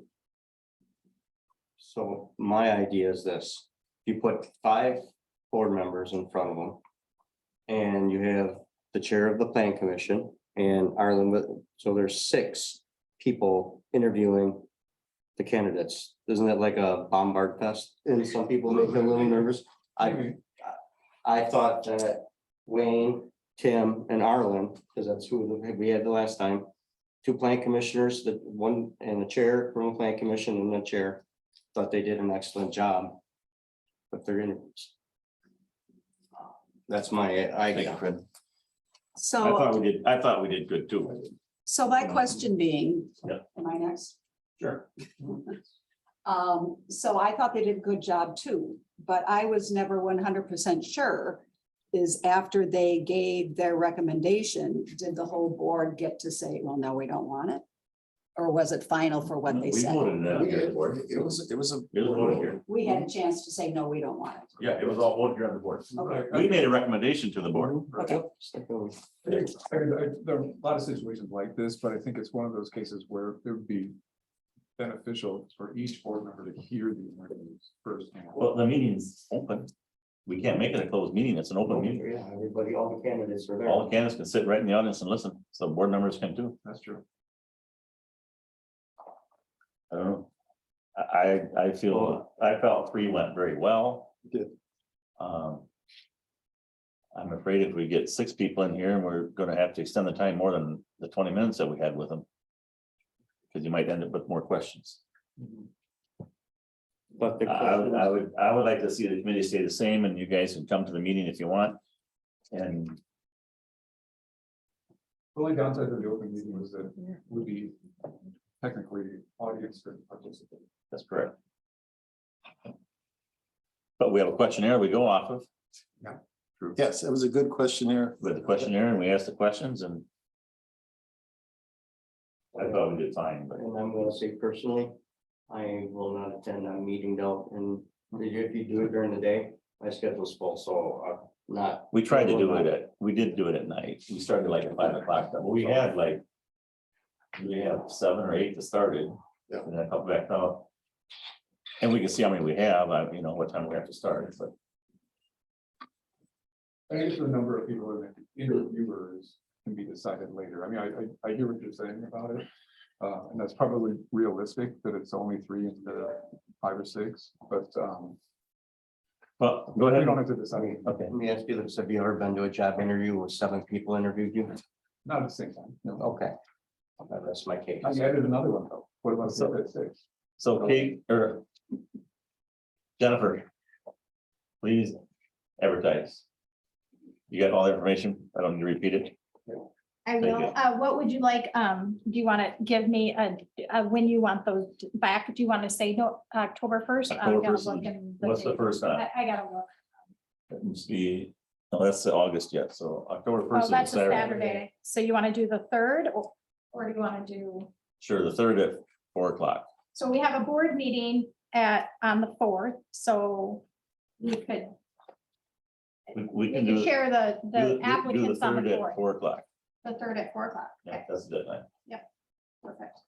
Okay, so anybody in the audience wants to go on the plan commission? You are first to hear about it. Harley, I would like to have. Well, you're the chair. Could you send a wonderful letter to Andy from the board from the good citizens of the town? Thanking him for his 30 years of service to the plan commission. we should give them a plaque too. I think we should. Yeah, and a plaque. Do that at the annual meeting, or we'll do that? Will you still be here? We can do it at the, no, it's a budget meeting, not annual. Annual meeting is in the spring. That's what I meant, because that's usually when we recognize stuff. People is in the spring at the annual meeting, so. Just so we can plan on.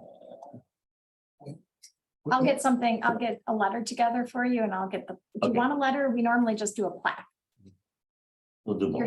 You want a plaque and a letter. Okay. Okay. What's that? Fred said something about a regular time. So I asked if we were gonna present the plaque at the October plan commission meeting, or we normally do plaques and stuff like that at our annual meeting in April, when you guys are just swearing in of new board members and the recognition of all going. So I just was asking when we were gonna do that. I'll have it so you can. All right, we'll figure it out. Good talk, Fred. Fire and EMS. Carl, you got anything from Bell? No. Fred, Brooklyn? Mark's in the audience. Mark, I forgot you were sitting. We gotta wake him up. One though, didn't you? Yeah, Culver. Hmm? Not Culver. Don't worry, we're here to keep you on track tonight. 16. 16, I got fire and EMS report. Maybe I got a different, Oh, we have Alpine Culvert. oh, yes, that's in the back. That's it, all. We don't have that at Sorry, all. I- I think that was, Wayne, you came in and asked me to add this. Yeah, we don't have anything about a culvert on Alpine on our agenda. That's the Alpine Road one. It's in your packet. It's, let me find the page it's on. Thank Okay, you. yeah, 16 is discussion, possible action. That's the culvert that we talked about on Alpine Road. We sent the letter. Yep. And I just wanted the board to be on the same page that everybody's hearing about it, that we'll tell the guys to remove it. So everybody's on the same page. When he comes back, I just want it on the minutes. I reached out to him several times. We sent 2 letters. We sent certified letters. No response from the man at all.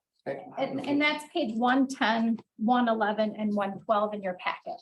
The So- letter, the post office, and then the tracking of that. Well, I just want it on the agenda so that everybody's on the same page. Can't come and say that I told the boys to take it out. Okay. Everybody agreed upon it at one time. I agree. So I'm just refreshing them. I think the time was up. Like a week ago. Today is the day. Today's the date, yeah. Um, Or No, yesterday? two more days. 2 days, September 8th. If I'm Okay. looking at the right thing. Thursday. Okay, Thursday. Well, okay, so something says Tuesday, but then September 8th, so All I guess you get to right, pick whether. So we can't do it till next week. Yeah, September 8th, yeah. So I'll tell them they can't do it until the next week. So Okay. everybody's on the same page. We're good to go. Okay, it's in the minutes. We don't need to vote on it or nothing. It's already done. Now fire and EMS. Carl. Brooklyn. Hey, Jennifer, you got a copy of our budget? I do not. Okay. Wait, I might, did I get anything? I think I've seen it. I didn't look They at got it. sent out. in an email. You did get something. Okay. Last week, we got. Okay. It's 224,091. And we took 5,000 out of the budget for the radios, and then we used the government money that we got, 12,000 of that.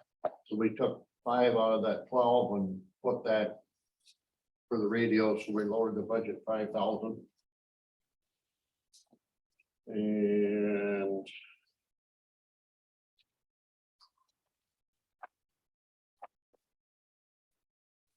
Oregon is 22,451.95 for your share. I'll just leave these with you, Jennifer. Thank you.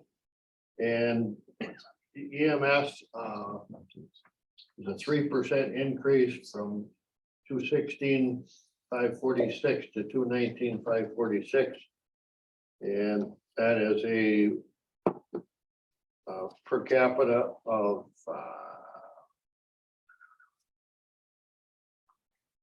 looking at the wrong one here. It's I was giving you the wrong figure for the fire and EMS there. But it's $69.30 per person per capita on the budget. So we ordered some new radios, the trucks that were lost and damaged in the Union Road fire this winter are all back in shape, all going again. So putting some more money in a reserve, the village of Brooklyn and Rutland kind of decided maybe that was a good idea to put some back in the reserve for future equipment. So I guess budgets I'll leave with Jennifer, and I have a narrative on everything, what was used, what was done with the money last year. If you want me to leave that for the board also. Mason, the fire chief, has got everything spelled out, what it went to and what we need for new equipment. And I got a narrative on all of that. So other than that, everything is running good and smooth. Any questions? Our joint meeting is on September 27th. Correct, Mark? What was that, Mike? Our joint meeting, September 27th at the Yep. fire station. Yep. 6 o'clock. Yep. Put that on everybody's calendar.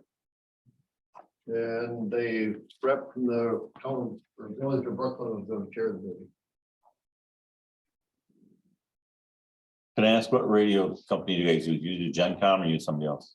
GenCom. Okay. Use the Kenwoods, they've been good. Yep.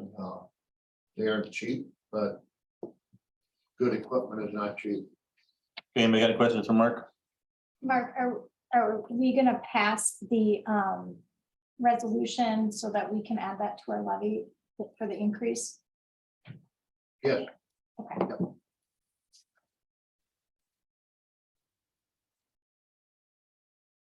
Anybody else got any questions? Jennifer, you done? Yeah, thank you. Thank you, Mark. Oregon, we swore in one new person. The only thing we talked about was gonna form a committee to look in expansion of the fire department. And that hasn't been decided who it's gonna be or what we're gonna do. That's what all we talked about. So. You got any questions? 18. Emergency management. Report discussion and possible action on town road areas. Jennifer started reading through the situation with the FCC license and Danecom and all of those things. So we got a couple things going on. The FTC license, we don't need anymore because we already participate in Danecom, or we already pay Danecom, we don't participate so much. But we're gonna have an equipment issue too. The radios that we have will phase out in by 2025. I had a discussion with Chief Linsmeyer a week or so ago and got a feel for what the village has done. He had a couple vendor suggestions and even radio model suggestions. I guess what I'm looking for is I'm not sure if it's a motion or not, Jennifer, if I need this may not be a bid situation, it may just be an estimate situation, but I'm looking to keep going forward with whatever our options are for vendors and equipment. And it still involves talking to Abel and to anybody else and Ryan and whoever else is carrying radios. The,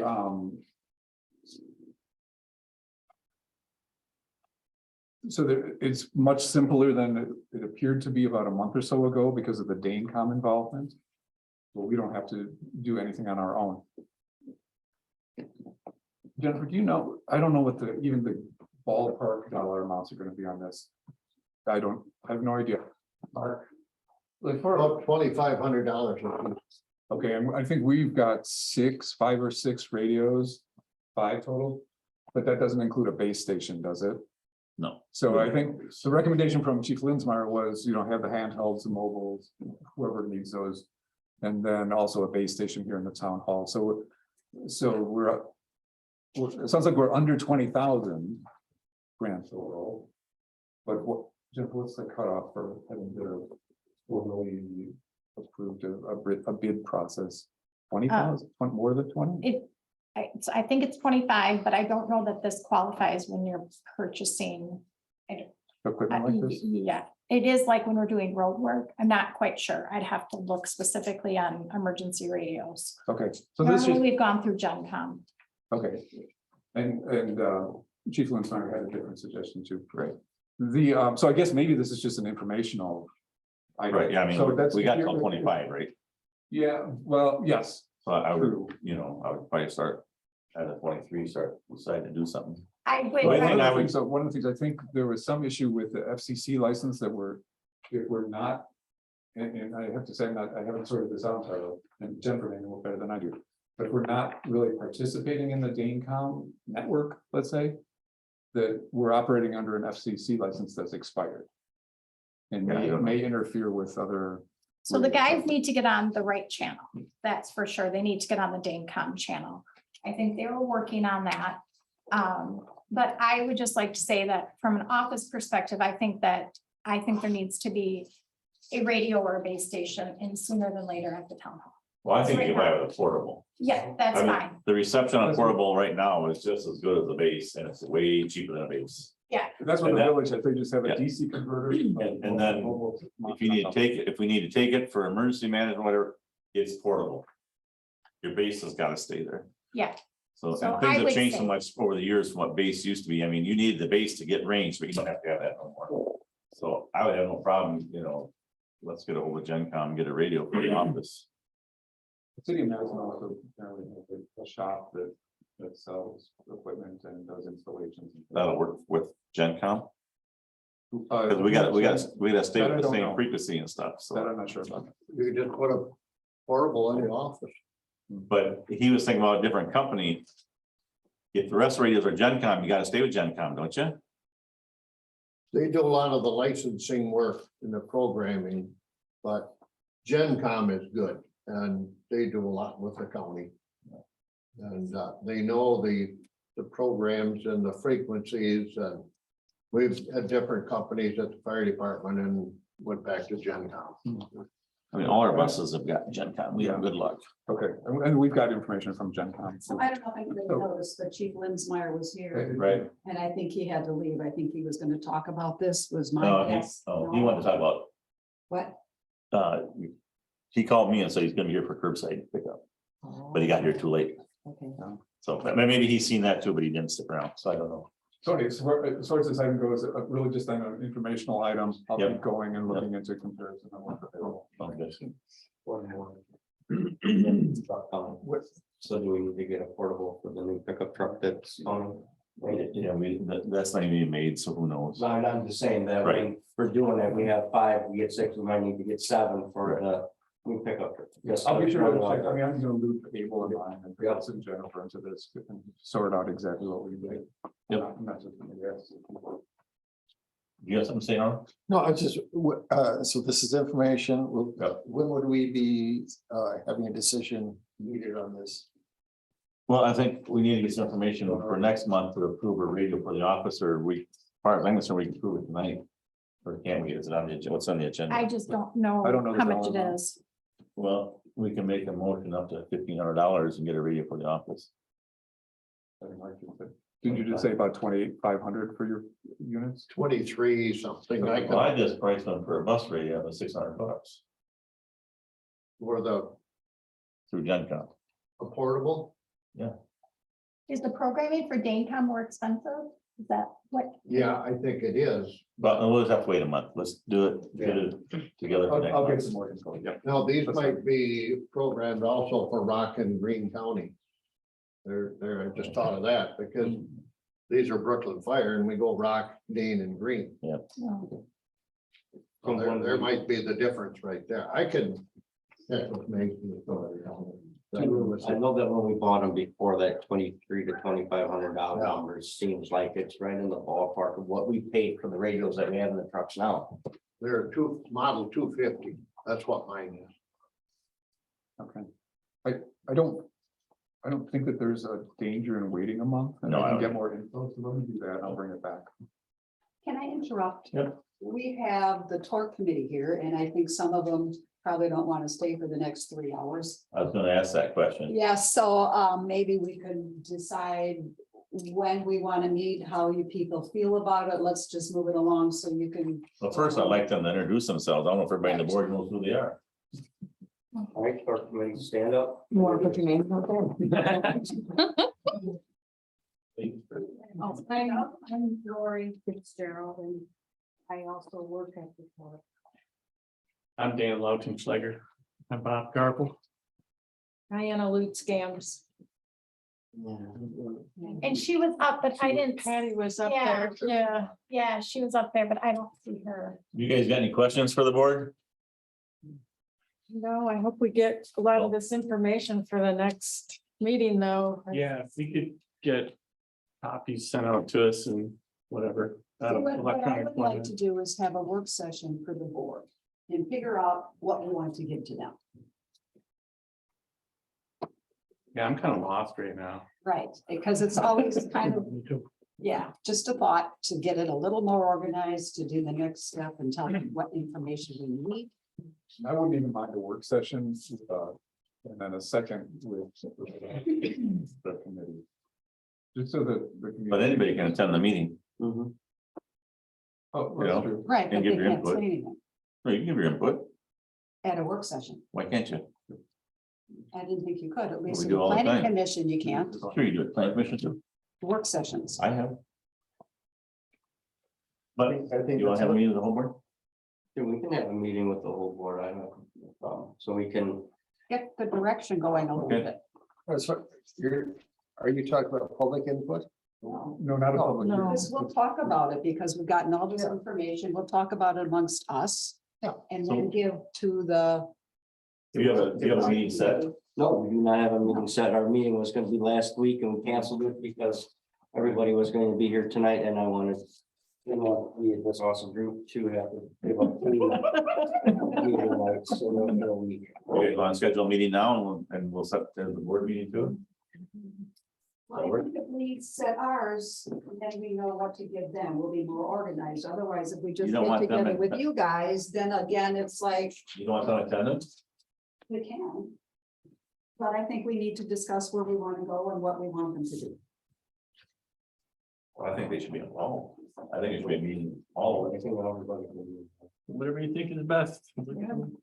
It just seems that we try and come up with things and then we find, nope, you can't do that. And we don't know where we're supposed to be going. So, I think you're gonna have that no matter what.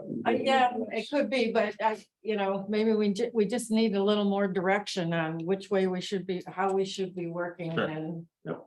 issues to really focus on and look at. What you thinking, Fred? Either Thursday, the 15th or Thursday, the 22nd. Well, works with the committee. Any one of those dates, everybody? Anybody? 22nd work better for me. 22nd, that'll give us a little more, that'll give us more than a week to look at the information that we were gonna get. So if we go on the 22nd, well, When do we you can go have. for surgery? Oh, October, Oh, I thought it was September. That's October. October 13th. So that was a 20 what? 22nd. Does that work for everybody else? What time did we say, a time of evening? We just picked the date, probably 6:30. Okay. Does that work for everybody, 22nd? Okay, joint meeting between the TORC committee and the, You know, all right. And okay, so normally on these meetings, I don't add a public comment on the agenda. So normally that would indicate that people can come and listen, but that they can't add comment. If you would like me to add public comment, I can do that, but just give me direction. No, I would say no public comment. This is a work session and last time, the first work session that I had was a disaster, so let's us get together and we can communicate. I just think that needs to be made clear to the public. Maybe like bold and underlined and make that like 100 or something, but And then enforced. Okay, Thank you. anything else you got for us? You guys can go. Thanks for coming in. Appreciate what you've done so far. Thank you guys, ladies and gentlemen. And you too, Bob. Everything else? See you later. No, I think we're good. Fred, thanks for coming, Mark. We're going. All right. Okay, 19, I talked to Bob Dick. And he has some questions about the easement, and he doesn't want to spend the money for an attorney. Are we okay if he talks to our attorney, get his questions answered? He's okay talking to our attorney to get this cleaned up, but he doesn't want to spend the money out of his own pocket to do it. Our attorney charges $230 an hour. He said he's got 3 questions. Okay. So my guess is it'd be 15 minutes. I don't know. You part up an hour. But I mean, It'll be an hour. if you want to get it done, I feel obligated to help him out. So that's everybody else's opinion. That's my opinion. Fred? We've been talking about this for. It'd be nice to get it done, years. wouldn't it? It'd be real nice to get something crossed You out. okay with it? Carl? Yep. Carl, okay. I will let him know, but I don't know when he'll be back. Oh, okay. So it won't be until he gets back. Do you want me to, I'm gonna draft that email to Beckler. Do you want me to add in there that he should? We're wondering if he has someone else that could work for him when he's traveling. Oh, Oh, that, well, that he can take a call from one of our town residents. Sure. Okay, Let me know. okay, I'll copy. Because I'm supposed to let him know what to do. Yeah, I'll copy. I was just, you reach out to Bob Dick and I'll reach out to Larry Beckler and I'll copy you in on the email, and let him know that Bob Dick will be contacting him Okay. and that he has 3 small questions. Planning Commission, Arlen. Let's see, we already had the two rezonings. Moving forward with the comprehensive plan, there was discussion on the plan commission to be about future of development on in the town. We're getting information from Brian Standing as to what he feels the absorption rate of new housing would be, and that there is a great deal of capacity to be meeting that that demand. So there was a discussion for another joint meeting between the planning commission and the board to be discussing the future of development and where, or if, when, and where. So that, I don't think that's a good thing for October, but it'd be something that one should be thinking about as to what, when, and where, if, what, when, and where you would like to see development in the town, and how that fits with our current vision statements. So I think the plan commission needs to be making some suggestions on this, but if you have directives or thoughts on, or do you have thoughts on that, I ask of you. Well, we've done it once before. I do know there's some plan commission members that are wanting to know where we're going. So maybe we need to have another one. I would like to, Especially if we have a new commissioner. that's what I was just gonna say, we have a new one coming on, it's gonna start in October. Or November. Or October, November, Right. yes. Almost should wait till when it's on. Oh my gosh. Say yes on that. I would say, my opinion would be after the first of the year, so they can get their feet wet with what you have going on. So she's gonna be here, whoever it is, be here for the November meeting. Thrown into the fire. Maybe after the first of the year, just, Well, sometimes they don't even meet in December, right, but maybe December would be a good time to meet as a joint Could be. and then start to figure out where to go.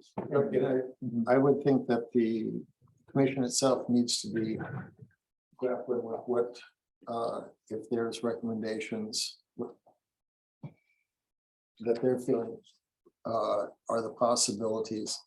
As Brian Standing was showing modest demand, and that there was a supply of development rights that are out there, as well as unoccupied lots. And number of parcels that can be split. Now, it just, in that, any direction from, see, does not take a direction from the town to say, that farm's gonna be a subdivision. He says this is something that comes from the market. That is driven by the market, that when there's a homeowner who's searching things out, they're approaching XYZ landowner, and that landowner says, now's the time. And then the process starts. It's not, we do not create those lots. I think it would be a good discussion for us to have, because in that same meeting, Eric Grover was talking about how he kept getting calls about, you know, possible places, possible parcels. So I think there's a good discussion to have. Right, but it's a realtors like that who are searching things out. Yeah.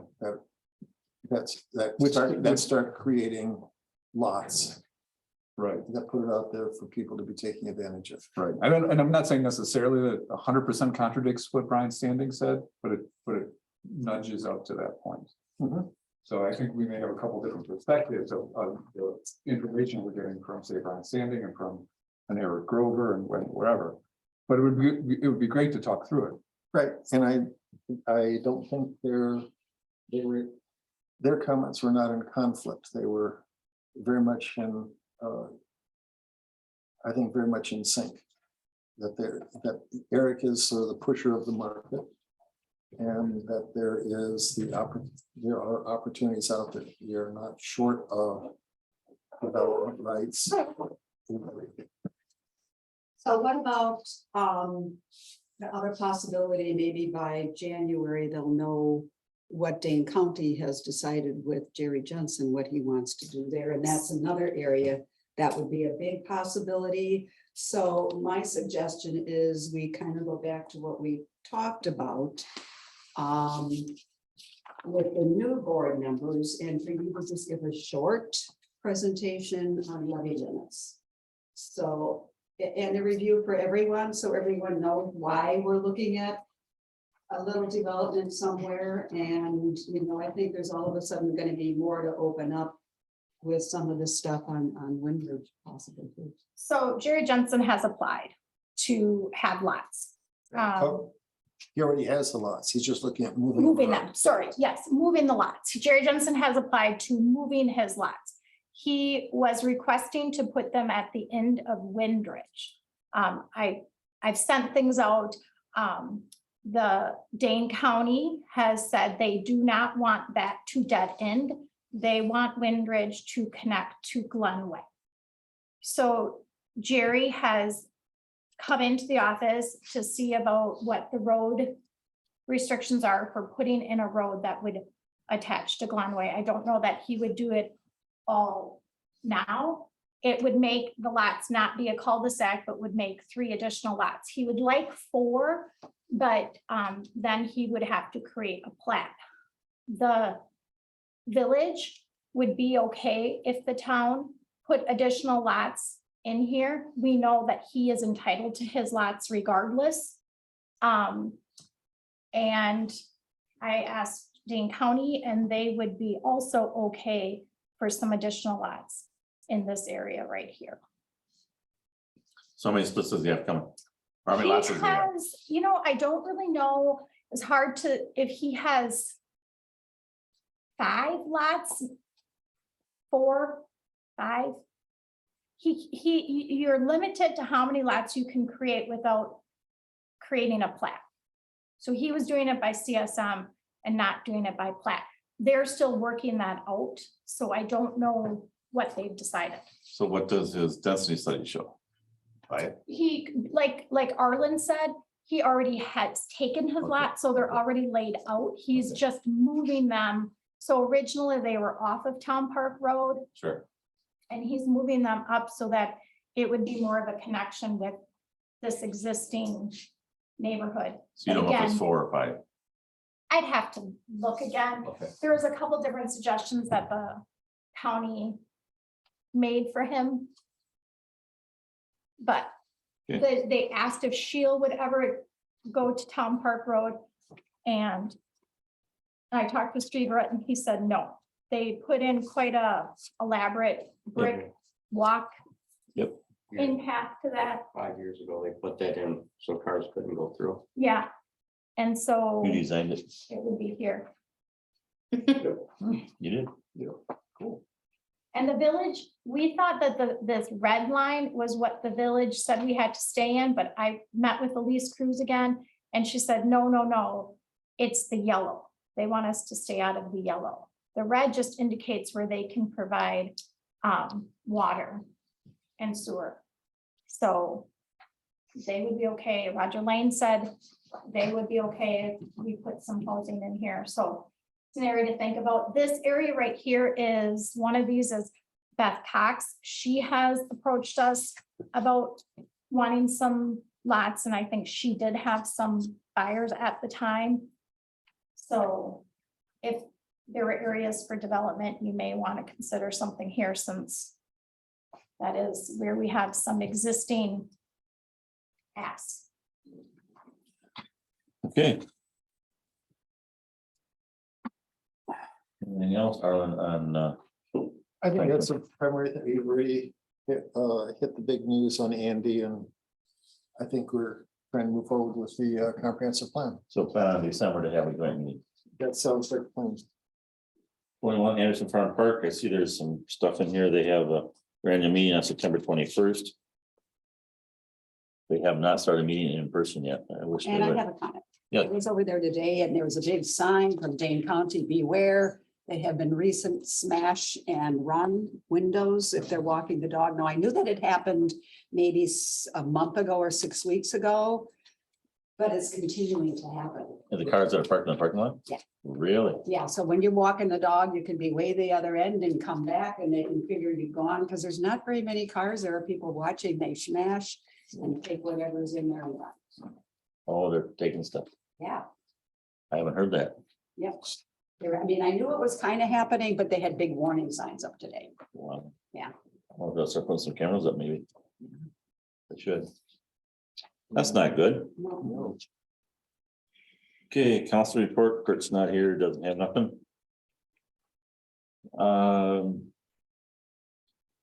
Public Works, purchase and trade of payloader. You know, we got equipment here that Abel wants, but we're putting the cart in front of the horse right now. We need to do budget first Right. and see where we are at. And then we gotta see, I think we're gonna have to decide what we're gonna do for roads. And then we can look at equipment. Because we have to borrow money, even though you guys said that we don't have to. We have to borrow money to buy it. So that's about the only way we're gonna be able to do it. And I think we have to wait till after budget, so we know that answer. Yes, sir. Part of that public work, well, I guess. Finish what you have in there. I'd like to add something to public. So- Public work on it. I mean, there's also the equipment they wanna do with the torque. I think all the equipment has to come in after we figure our budget out. What we're gonna do. I was told now this is hearsay, I'm gonna go to the town of Brooklyn meeting, that they're not sure they're doing Alpine Road next year. So if they're not, are we still gonna do our half? Are we or are we not? But I'm gonna get the answer from Brooklyn before we can make that decision. I'll go to their board meeting and ask. And then we can decide then what we're gonna do for roads.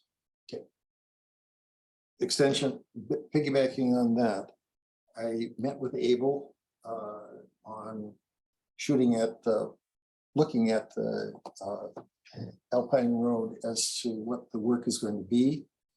I was sort of found out that they may or may not be doing anything in 23. The mile, 1.62 miles that we have of there, he had been using the 160, 170,000 a mile for a rebuild. And with the inflation, we need to be counting it closer to 200. I'm sure. So with the 200, that means 320. So just as a starting ballpark for Alpine in 23 for the budget, be looking at that being a target at the moment. I will get together with Garrett. And- Who gives us the prices from Payne and Dolan. Okay. When we do our budget, I'll get a price from him, so we know where we're at. Okay.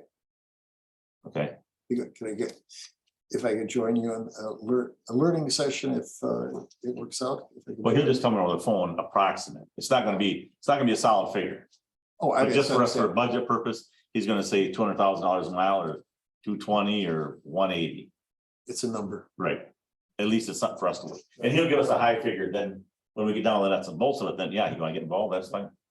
But for budget, we just, so we know we're gonna move forward, he just has to, you And know, we can. I mean, he's just gonna know, he's just gonna wanna know what the distance is, and then he'll give me a figure, right? And we get the bidding started in January. We can do that, if that's what we decide to do. Okay, I think that'd be a recommendation that I'd be making, looking there. Along that line, a number of the towns have a road committee. And which I think gets a little more communication out to the community. A committee like that gets more communication out to our citizens and a little more participation and buy-in into doing the work or limiting the work that we can or cannot do in a particular year.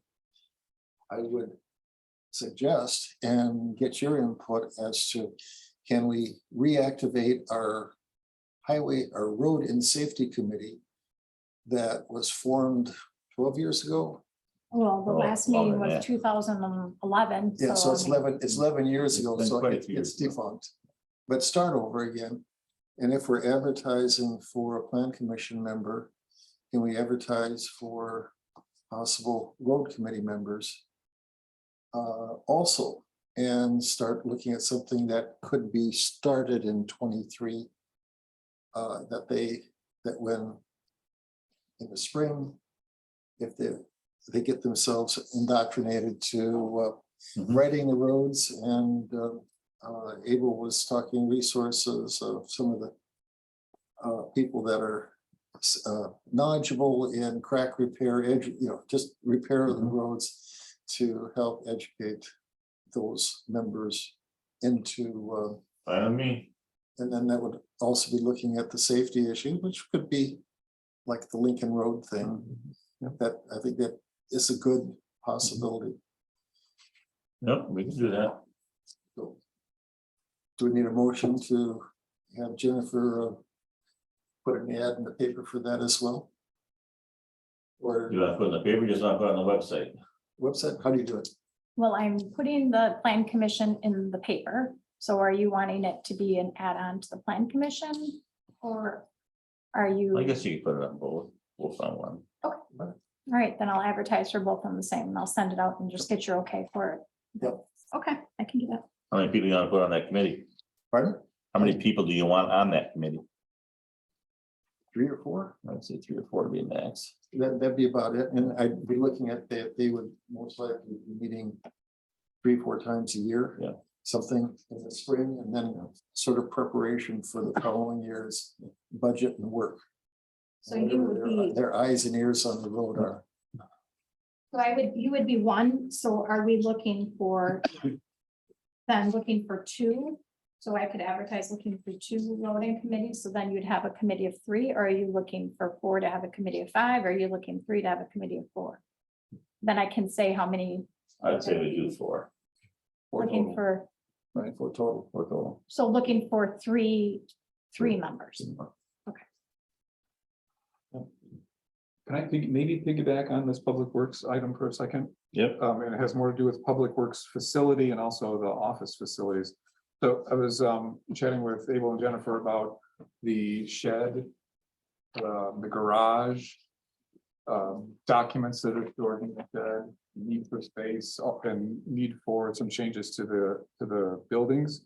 So here's what's in play, I guess. There's a need to expand the document storage. And there's room in the shed to bump out that existing small space, so that seemed to be a smart thing to do. When Abel was walking around, he pointed out that the posts had rotted. So this was before the concrete was poured, but he's got at least one of them supported with I don't know if it's a 4x4 or whatever it is next to it, but supported. I think Abel and Ryan put in, but chances are all the other posts are rotted too. There might be some need to support those.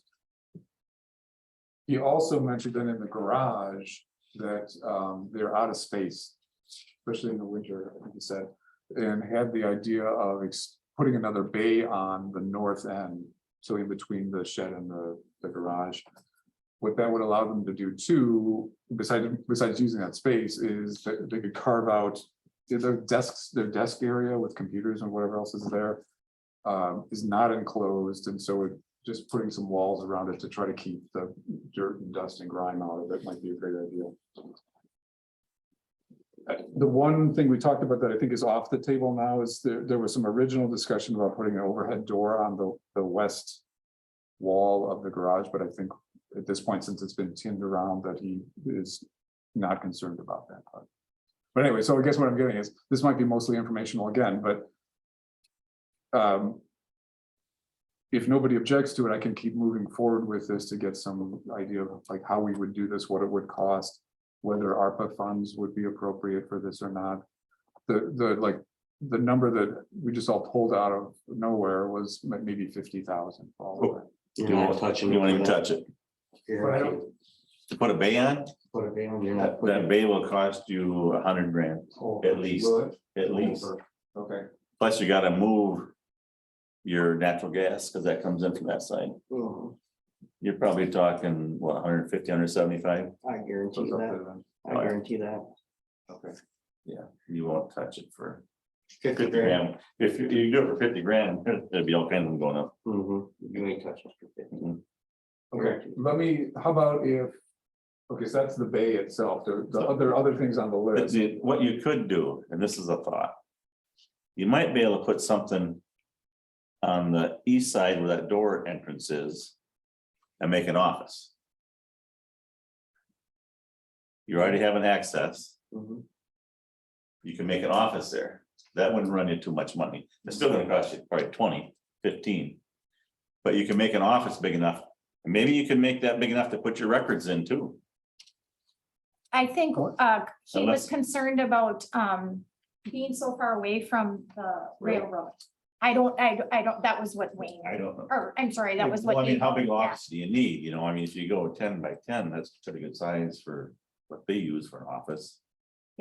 I'd like to maybe see about using that shed personally, just. For 'cause it's- storage. Yeah. But I'm 'cause saying it- for an office part, For them, for them, yeah, you know, but for our documents, Right. I'd like to try to get out there. I mean, that would, you know, you can check into that. I don't know. if we- Okay, because I think Chicken. one of the twists to this, if we do use ARPA funds, then Abel in Albany did something, I don't remember what he said he did, but he had to get essentially an engineer / architecture plan for it. So there's a little, a few thousand. Commercial bill. Yeah. So we can sort of chip away at what do we want, what are we not gonna do, maybe even get just for grins, what a bay would cost. I mean, I don't doubt you guys at all. You got time on your mind, on your hands, do it.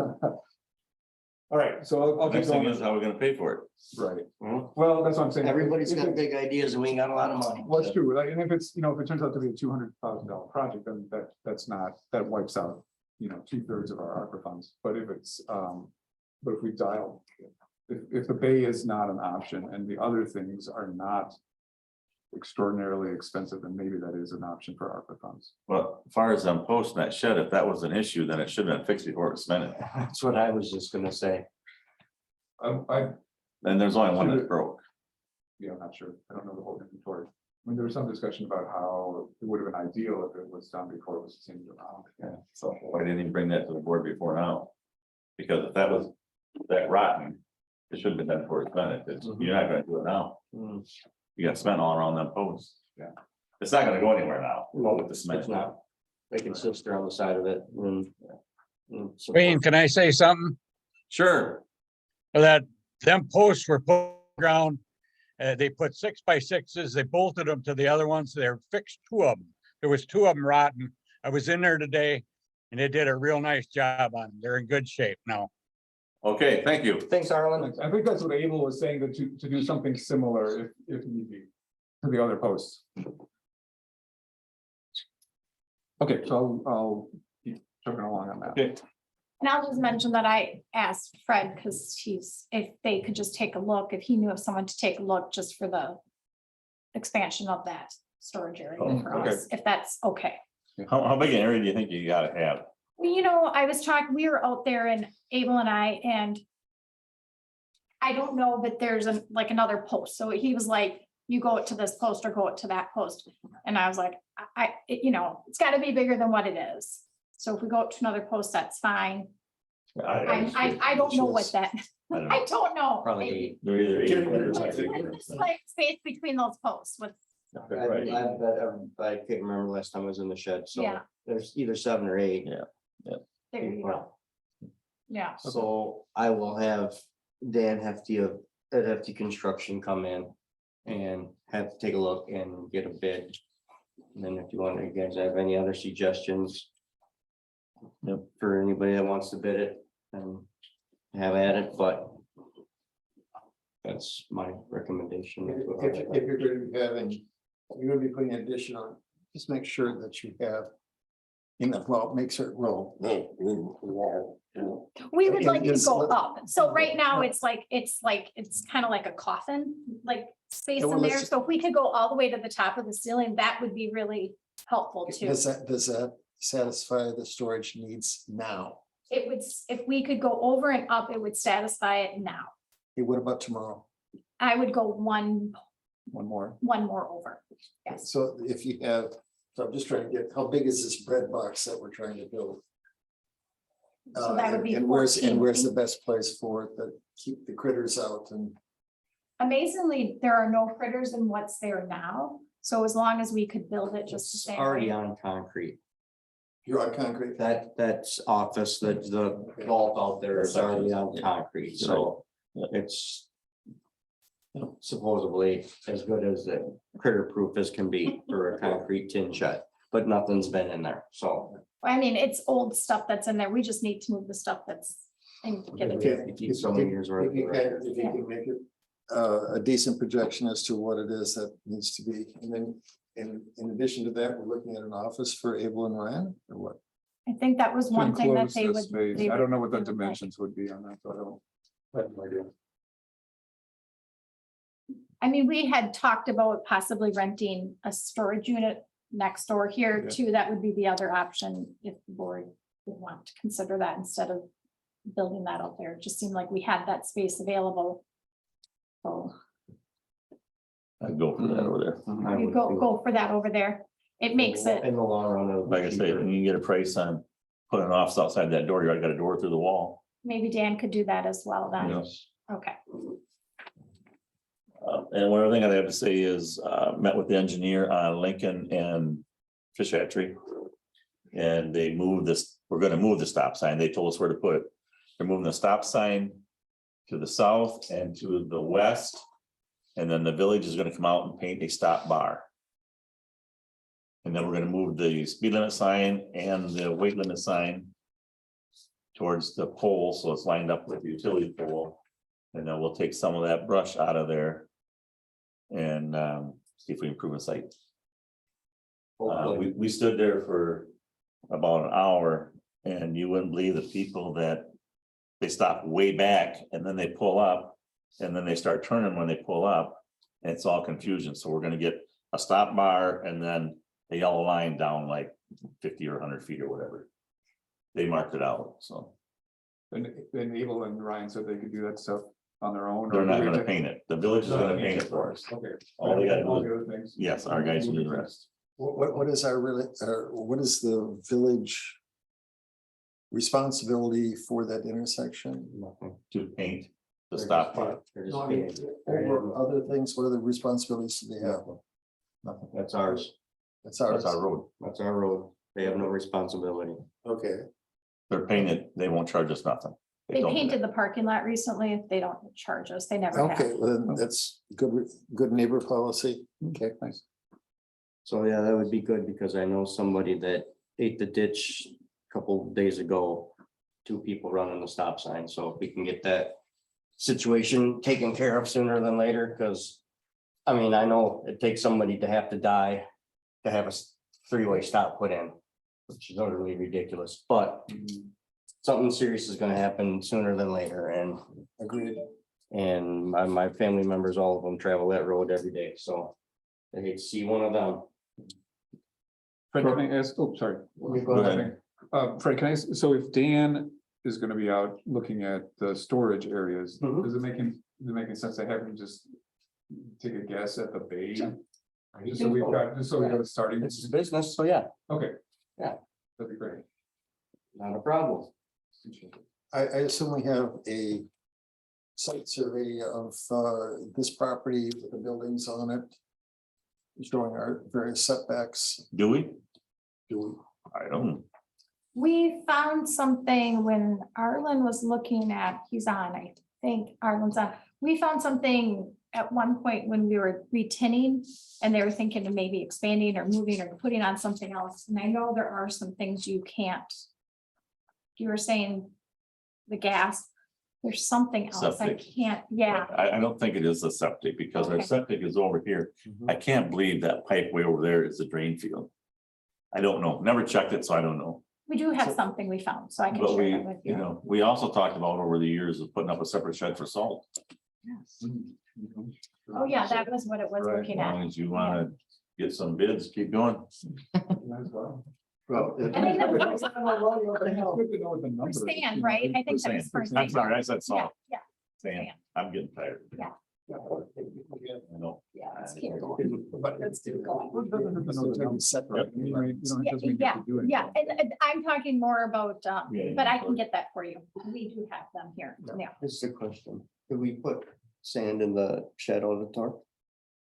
And use that as a Well- sort of storage it, Wayne? I don't know. I thought about that. It's just, we'd have to load out there.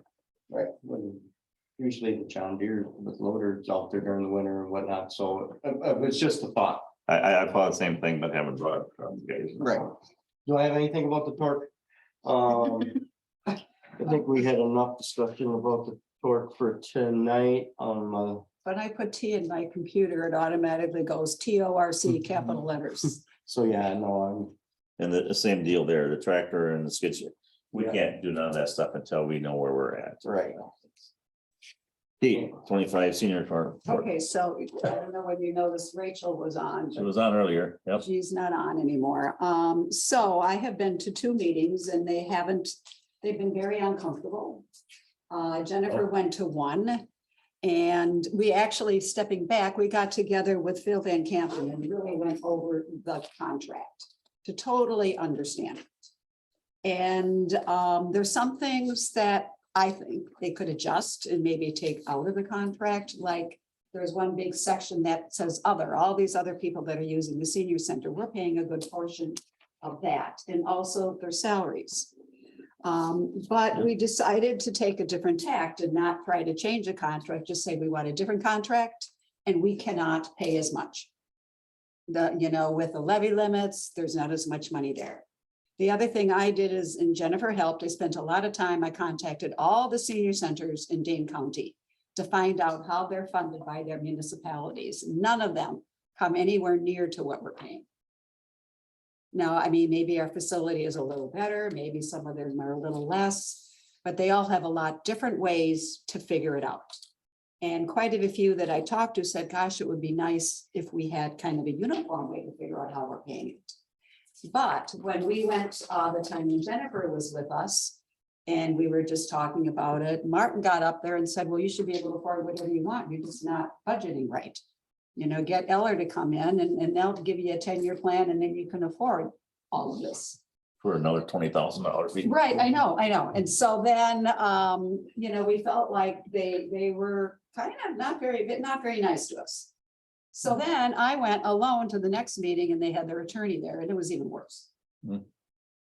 So I think they want to come up with a way, what benefits they won't give us if we're going to pay less. But on the other hand, Brooklyn has dropped out of the contract and so have Dunn. Dunn did it again now? No, they never came back in.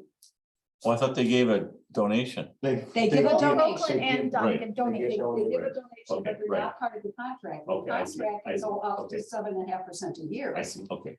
So I think it's negotiable. Oh, yeah, it is. Yeah, and so I think we wait and see what they're gonna come up with. We're not gonna give you this anymore. We're not gonna get, I don't know what they're gonna say. I'm thinking at some point, we maybe make a motion to say, well, we've got one more year to pay for it, to say from then on, we'll pay you 50,000 a year, which would be more than any of the other towns. It's just a thought. I'm trying to think. Oh, the other thing is I called the Dane County Aging and Developmental Needs or whatever it is to find out what they offer. And they offer a lot. I called and I pretended I needed it and they said, well, we could do this and we could do that. Some of that, the people would have to pay for, but depending on your income, there's a lot of options. Where's that at? Well, I think it's someplace down in Madison. But she gave me all different phone numbers who I could call to find out this and that. If you or your husband is a VA, then you could get this and you wouldn't have to pay for it. So there were other things we never looked into. Now, I don't want to get out of the senior center, but it's a little frustrating to sit there and have them be really not very nice to either one of us, right? Yes, it was bad. It was bad. Oh, And this is the other reason I've gotten so into this tort thing. It's like, come on. I mean, I hated going there and say we don't have enough money. And they say, but you're going to keep the tort going? So So it's still happening. we have one more year in the contract, right? I mean, technically, we can give notice at any time we want. So we are in the contract for 1 year, but if we were to give notice that we were out of it, we can. I think we need to have this kind of discussion. Again, when we do budget, we might have to have a couple nights for meetings for budget and discuss it then. I mean, I can get together. I'm not very good on getting things on the computer, but from everything that I learned from all the other senior centers. Yeah, and I think it's time we just tell them what we're gonna do and then that's it. So I just. But we look at budget, when we get together budget, we can all discuss and decide what I'm doing. Yeah, I just wanted to be on page 106 and 107 of your packet. I just want everyone to be aware when they're, I don't want to say their threat, but what they kind of come back with is, they're not going to offer some services. So the town of Dunn, when they dropped out, these were a list of the services and how they would be affected when they dropped out. So you can just take a look at that if you have any questions as to what may or may not be They offered. can get nasty. And, yeah, I mean, And this is from 10 years ago though, too. right, but I don't know that the services have changed a whole lot from 10 years ago, maybe more class offerings or less class offerings. Right. Something that we just don't get a great straight answer in is they're spending a lot of money on a new senior center they have, and that's, there's a lot of money going into that, and what is our contribution going to be of that going forward in addition to what we're paying now? I do So I mean, know, I feel good. We warned them, we can't continue with this contract. We can't afford it, we're willing to contribute and maybe come up and see. But, then Rachel sent a note to everybody to see if you wanted to talk to her privately when we've talked to her several times. I do know that. The village also charges Oregon Fire and EMS to do their footwork too, paperwork. Like what we get charged from, Yeah. the village charges the senior center to do. The administration fees and stuff, correct? They do the same thing to Oregon Fire and EMS. Right, but I think the difference is the fire and EMS, we own the fire and EMS. Oh, we're- yeah, we're that's owning true it. too, And the senior center is a village department. right? We're not an ownership in that. So that's kind of this other thing where it's this weird sort of conundrum that two people can be out of a contract, getting the same services. Right. We're in, Yep. it's, Well, it's gonna be a good discussion, then we'll have. I kind of think it'll work out. I think they're gonna come along, but they're sort of, But we're gonna have to make an offer and that's yeah, right. negotiate. I mean, when they talk about, when the Torque talks about their camaraderie, I want to say, can you go to the senior center, which we pay for your Hmm. your talking and neighborly Mhm. hookups. Okay, So the senior center is kind of similar to the Belleville Fire Department. We paid the fee in the Belleville Fire Department, but we didn't have any ownership in the building until 2 years ago. Is that, yeah, I guess didn't know that.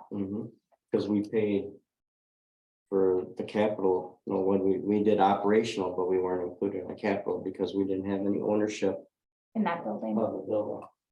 Okay, and now we do. And now we do. Okay. Probably makes sense. So yeah, so it's something similar to that. It didn't cost us anything to get into ownership. They just had to deed it over, but yeah. okay, anything on the assessment report, Jennifer, we need to know? I do not have anything, no. Building inspection services report. Everybody can see them. For communications, anybody got anything to bring up? Yeah, I have something. Got a question. Arlen, did you sign the petition? Yes. How come? Because I believe that the court should stay open.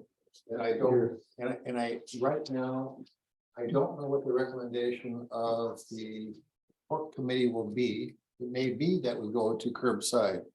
That's what it is. I'll live with it. Because your voice is heard right here. Voices. Not on petition. When you get elected. I couldn't write a letter when the ATV, UTV thing was going because my voice was heard here. At the table.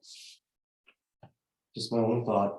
It's a thought, and I'm still a citizen of the town. There are a Yeah, lot of so things on am I. that petition that weren't correct. That's why I would have liked to had a copy of it. So that's the only thing I got. I just know that. When the ATV, UTV, my voice was heard here, I couldn't, or my wife. Could not voice their opinion on whether it was going on, so. Your voice is here. I'm not so sure I agree with that policy. Point taken. Just saying. It is time for board communication. Anything else? Yep. If you listen right now, you can't hear the HVAC system going. Yeah, It's a very noisy system. I'd asked Jennifer if there's any way, if there's something that could be done. And you turned up, we got 2 zones. And so you turned off one zone that was blasting out, made it very difficult to hear whoever was out in the audience. And you also had this little device here that amplified, which helped a great deal for Good. hearing audience at a distance, so it's a problem when it's that noisy, and I'm sure we're going to be needing the heat, and I don't know if we can turn it off at meetings without having great discomfort. so that's why I got warm in here. Yeah. I am sweating like crazy. Guys, don't get them confused. So I apologize if you're sweating like crazy. I forgot my water halfway here and I knew I was going to run it because you turn it off every time and I was like. Sorry, Well- I don't know that. I don't know. So, yeah, so come January, February, we're gonna be, put your parkas on. No, well, it's going to be, I don't think shutting it off is not a solution. No. But No, it and is it is so So what we noisy. could look into, and we talked about this when we got the system, is we looked into a microphone that would amplify someone's voice. It would involve someone like coming up to podium. would you like us to look into something? If that's not sufficient enough for you, would you want us to Well, call? let's play along with this. That's a possibility. It is something that we all need to be hearing what's going on. And if we do have a crowd and a lot of talking, a focused microphone may not be a bad idea. I know Jason had the same problem when he was on the board. He was always messing with this hearing aids the whole time he was on the board. Yeah, so it's, Is there a way, is there anything with the HVAC that could change to not be as loud? it'd be something to check with the, well, HVAC that. They usually come in the fall and service us, right? Yeah, they're up in the ceiling. Yeah, There's they're a, right up here. yeah, Oh, they're. Returns are right here, so that's what the problem is. The return is right behind us. So it's suspended up there. It wasn't, I'll be honest with you, it wasn't as bad when we used to sit over that way. Mhm, you're correct. It And we could wasn't do as that bad. too. We could try to move. Well, It's just that, oh, I don't. If somebody doesn't speak loud enough, I tell them to come towards the front. So I don't have a problem hearing. problem is the two return errors are right there. So it's every time it's on, it's sucking right here. When we were over there, we had the heat blowing on us. It wasn't as bad. I don't know if it. We got a goodly distance between, We do. I don't know that we can't move down a little bit.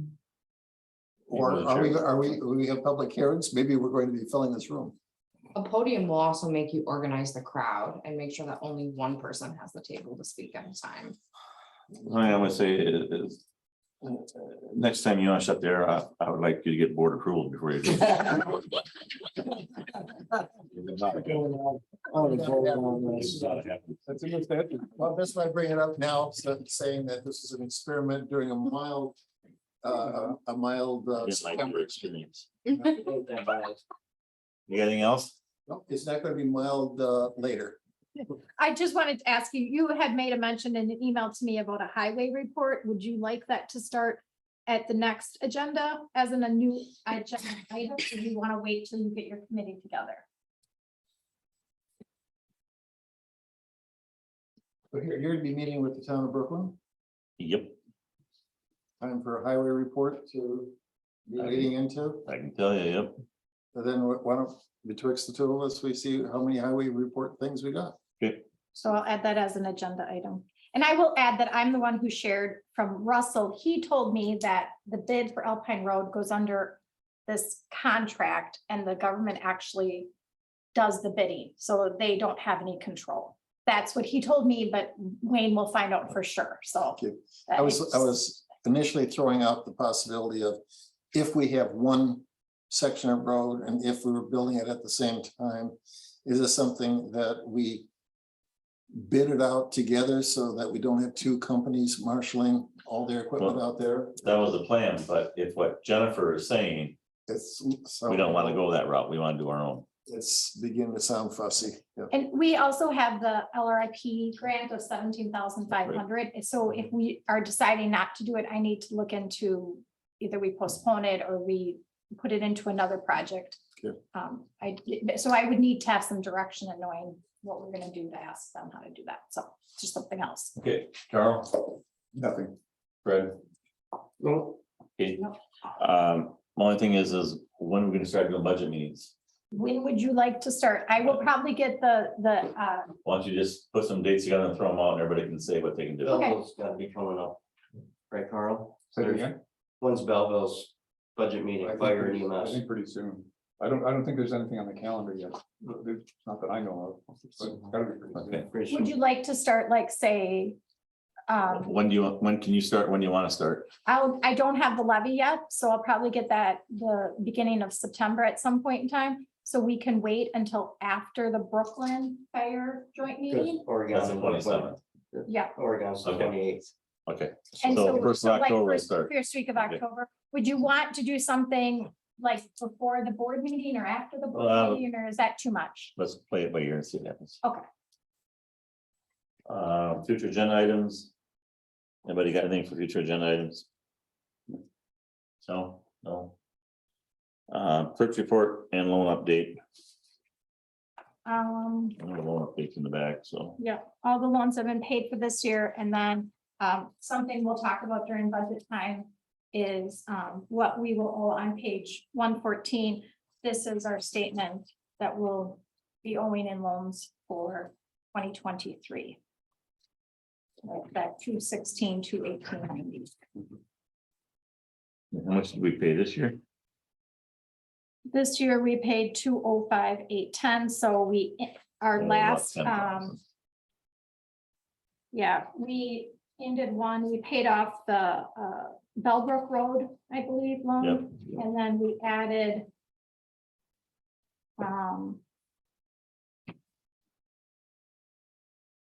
what did we add? Lincoln and, We didn't borrow from Lincoln Storytown. and Storytown because we paid for all that, didn't we? Because it was like 300,000. We got. And we got 200,000 from the village. Yeah.